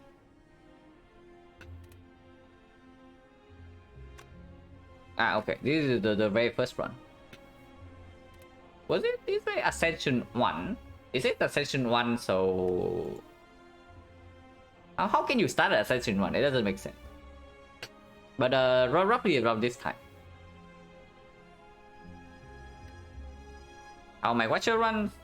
They're okay. I play probably a little bit. It's a mix of a little bit of coach and a little bit of merge. My Watcher playstyle, that is. But of course, it's also like Glass Cannon Watcher, remove defense, and yeah, kill maximum elites. Win rate is probably somewhere slightly below 90%. I only did a sample exactly once, but it was only 30 runs. 27 and 3 cannot conclude anything afterwards. Run history is saved per computer, not cloud save. Maybe different computer first run. Maybe because this is my. I did not play. I think I did not play the spy the first time on PC. I was playing on my laptop or something. But yeah, this was it's roughly somewhere around this time. So like,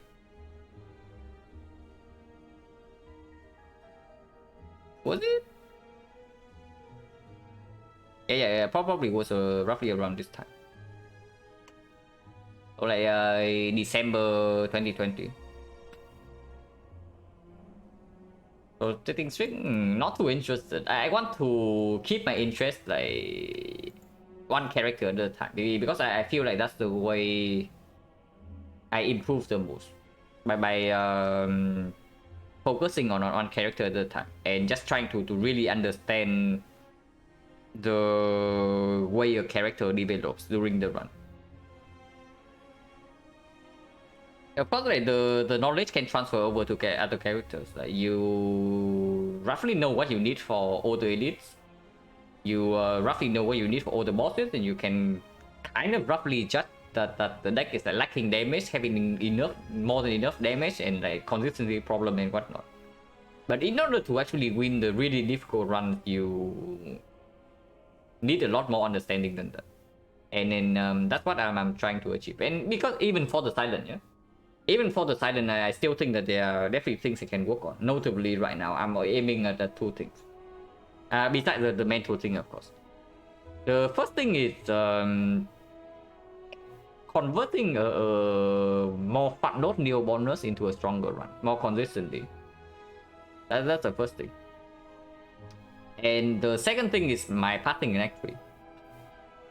I feel like my pathing in Act 3 needs some serious work in a run that is like marginal. How much less can you learn from Silent? I think so. Right now, when I'm playing with my pick, yeah, I would say that my win rate is probably somewhere between 80 to 85 when I play almost to the best of my ability and do not throw runs. It's probably somewhere around there. But I would say that without high side knowledge, a human player can eventually achieve somewhere between 85 to 90, if not higher than that. But at the very least, 85 to 90. So at least I have like 5% to go, if not 10.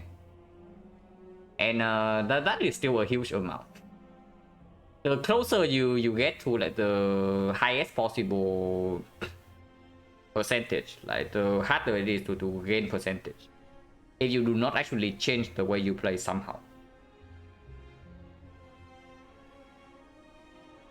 For Silent, for now, at the very least 5 to 10%. I can still push it up like that, at least for me. Maybe somebody else can see a way to push it to above 90% later. But for now, I see it's like somewhere between 85 to 90. And of course, eventually I want to get that. But if it's not possible, then whatever. If I feel like I do not learn anything after 100 runs, right, then I just move on. But for now, I actually still see things to learn after basically almost every loss. How do I learn Silent? How did I learn Silent? Or are you asking me like how did I learn the character initially? Or are you asking like how do I improve like right now? Because those two things are like very different.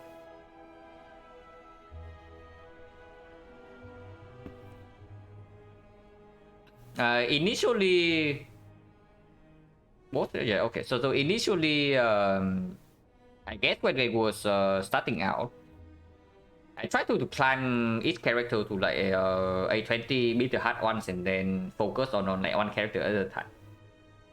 So Silent was like my second character I climbed to A20. So I did have some knowledge from Ironclad transfer over, and then I just watched. Mainly I watched Baylor at the third time. I talked about this on stream multiple times before. And yeah, when I was starting out, when I did not know anything about Spire besides Foster, the very first stream I watched that convinced me to actually give this game a try. Then I was learning the game mainly from Baylor's stream. So I just listened to his explanation and I try to, yeah, like almost emulate what he does by picking the same quote-unquote strong cards and then try to play from there. And so basically, before I get a basic understanding, I just copy. And afterwards, when I feel that the baseline win rate is somewhat decent, like somewhere between, I would say, probably like 30%, then I started to do the things I'm doing right now. That is trying to find the holes in my play after every single loss. And yeah, it just keeps working because you never stop finding holes, you know. You actually just never stop finding holes. Like if you look hard enough, there will be some like game ruining mistake that you make somewhere. If you look hard enough, that is. And it's not as simple as like, oh, I forgot to play well-led plans in this one turn and suddenly I die. Yeah, those mistakes you don't learn anything from. Which is why I'm so upset at like the super blatant throws, because those losses are just like a big waste of time. If you lose me because of something you already know, and you would actually not make the mistake when you are focused and you don't learn anything from the loss. And Baylor stream is a great overall learning experience, especially in the beginning. Yeah, absolutely.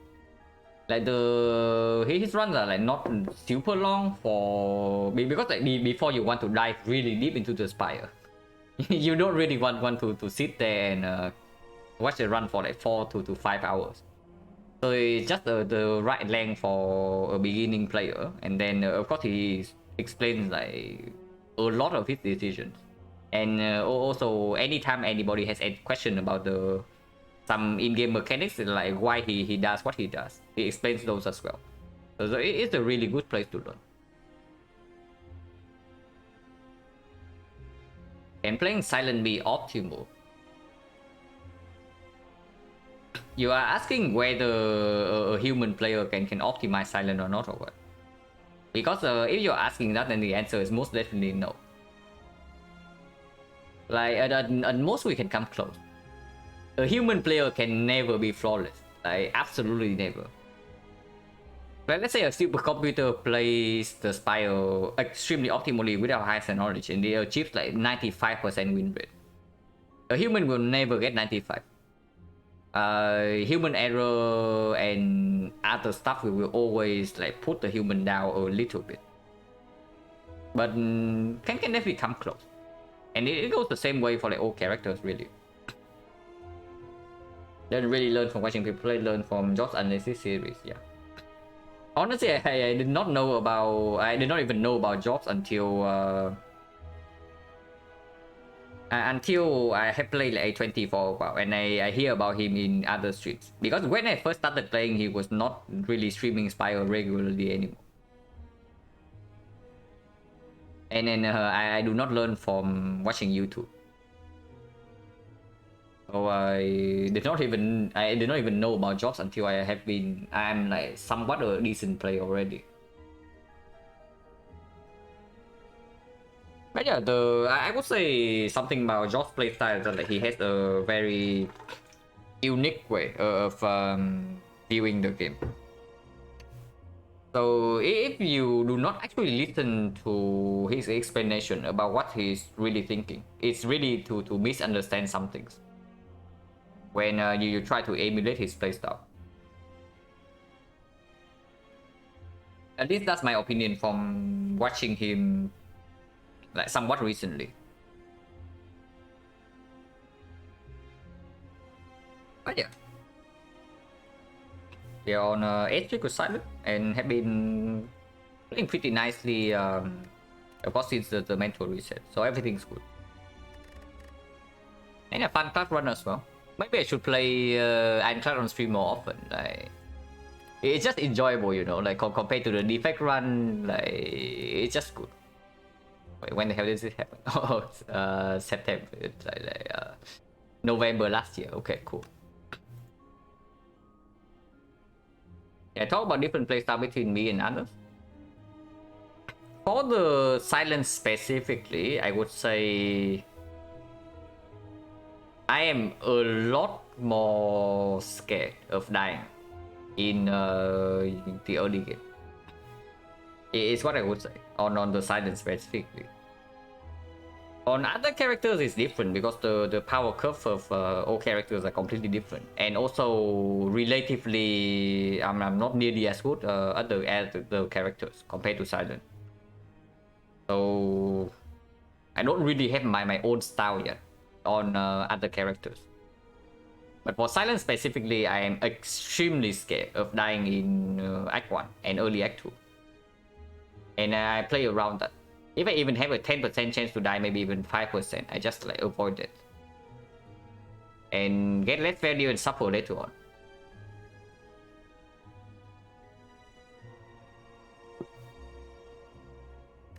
But yeah, I guess that's the biggest difference. At least from what I have seen.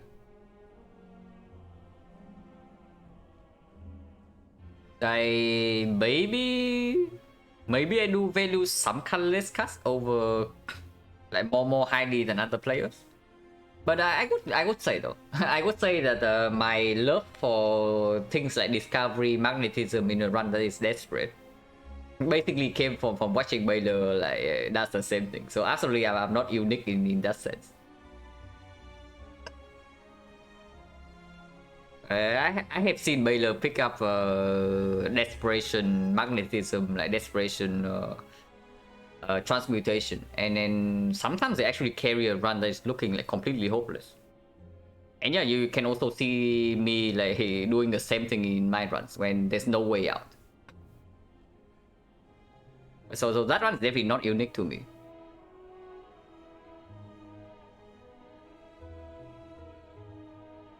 Has my playstyle changed since I started streaming? I mean, of course, I have gotten a lot better. That is clear. But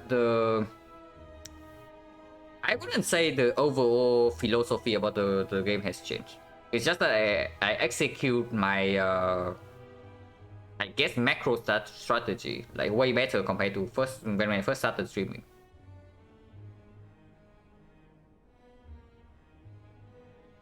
Here's your game, choose Sozu and Lu, pick out the relic can be different. Yeah, absolutely. Boss relic choice is one of the most impactful choices in the whole run. So absolutely, some runs can be way different if I pick a different boss relic.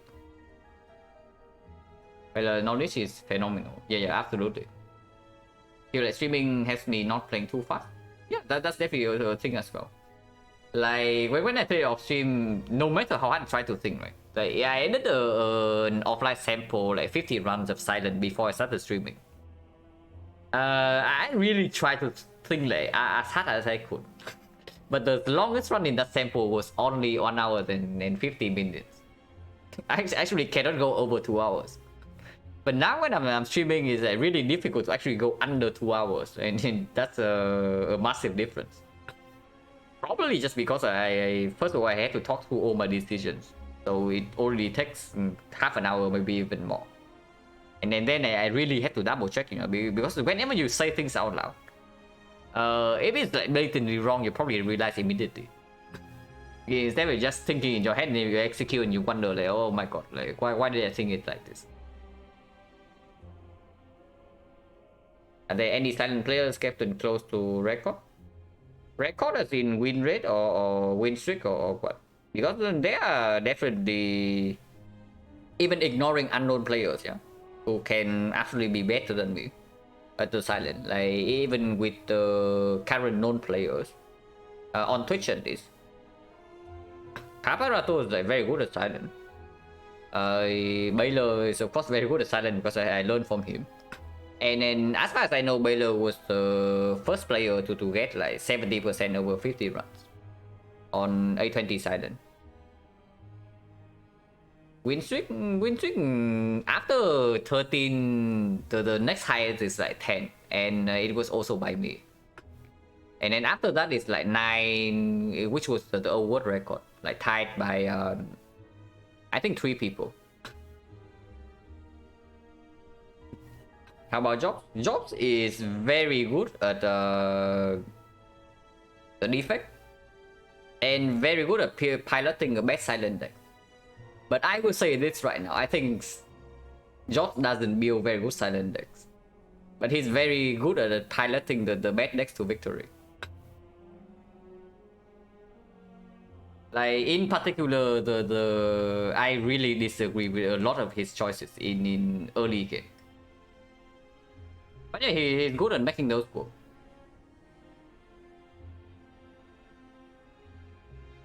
And that's how you can, I guess you can say, like the difference in playstyle is apparent. Like we definitely value cards very differently.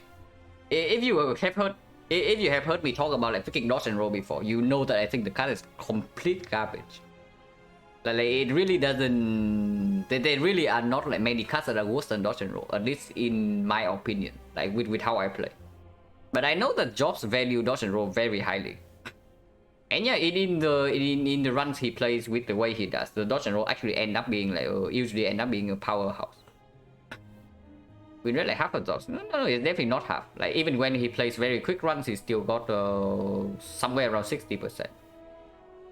And then that's when he plays very fast with during the 130 hard kill challenge per month. Even distraction, I mean, I think I value distraction fairly highly. And I think he also values distraction fairly highly when the run is looking bad. So for distraction, I think our evaluation is roughly the same. But yeah, like your Jobs having half my silence win rate is absolutely fake news. At the very least, is somewhere around 60%, and when he is playing very fast. So his actual win rate is probably slightly higher than that.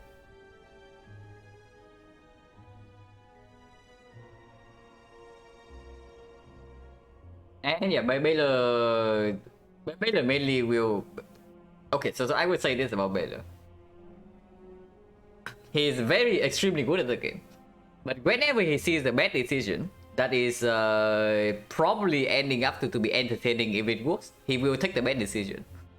And then of course he knows it. He also says it out loud like before he actually does it. Like, this is bad, but I will do it anyway. And that's also a part that makes his stream like so enjoyable. Because you just see all the weird stuff that somehow works out. It's really fun. But yeah, so that's basically for the silent, at least my thoughts at the moment. There are still rooms to grow, and I'm not saying that my way of playing is absolutely correct, but I believe in my way of playing. And of course, if I believe in it, I'm going to try to push it to the limit. And maybe, I don't know, maybe someday somebody comes out with 90+% with a completely different playstyle, and suddenly that is correct. So all you can do is just to believe in yourself and to push forward. Like, starting to play Silent as well. He's just doing the Amas challenge, the challenge with Amas, and those are rotating runs. But for now, I think Coach is just doing for the actual serious run. He's just doing defense. Like before A20 came down, played for real for about 10 days, never played this, but this A25, yeah, absolutely. He's an extremely good player. That's like obvious to anybody who has watched him play. But yeah, probably that's it for me today, and let's see if there's anybody streaming. Still ended up being like an 8-hour stream. So not really 8 hours, like 7 hours and a little bit. So not too short. Okay, speaking of Papa Rato, he's streaming. So I'll send you guys to Papa. Russell Spy Community podcast session. Yeah. Not actually a podcast, just talking about stuff like before I end stream.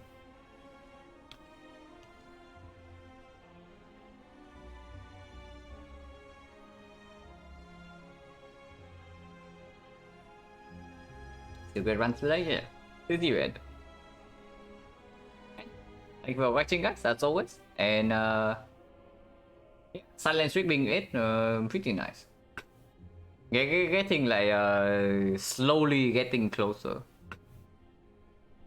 Hopefully can make it 9, maybe 10, be the next stream. But yeah, see you later.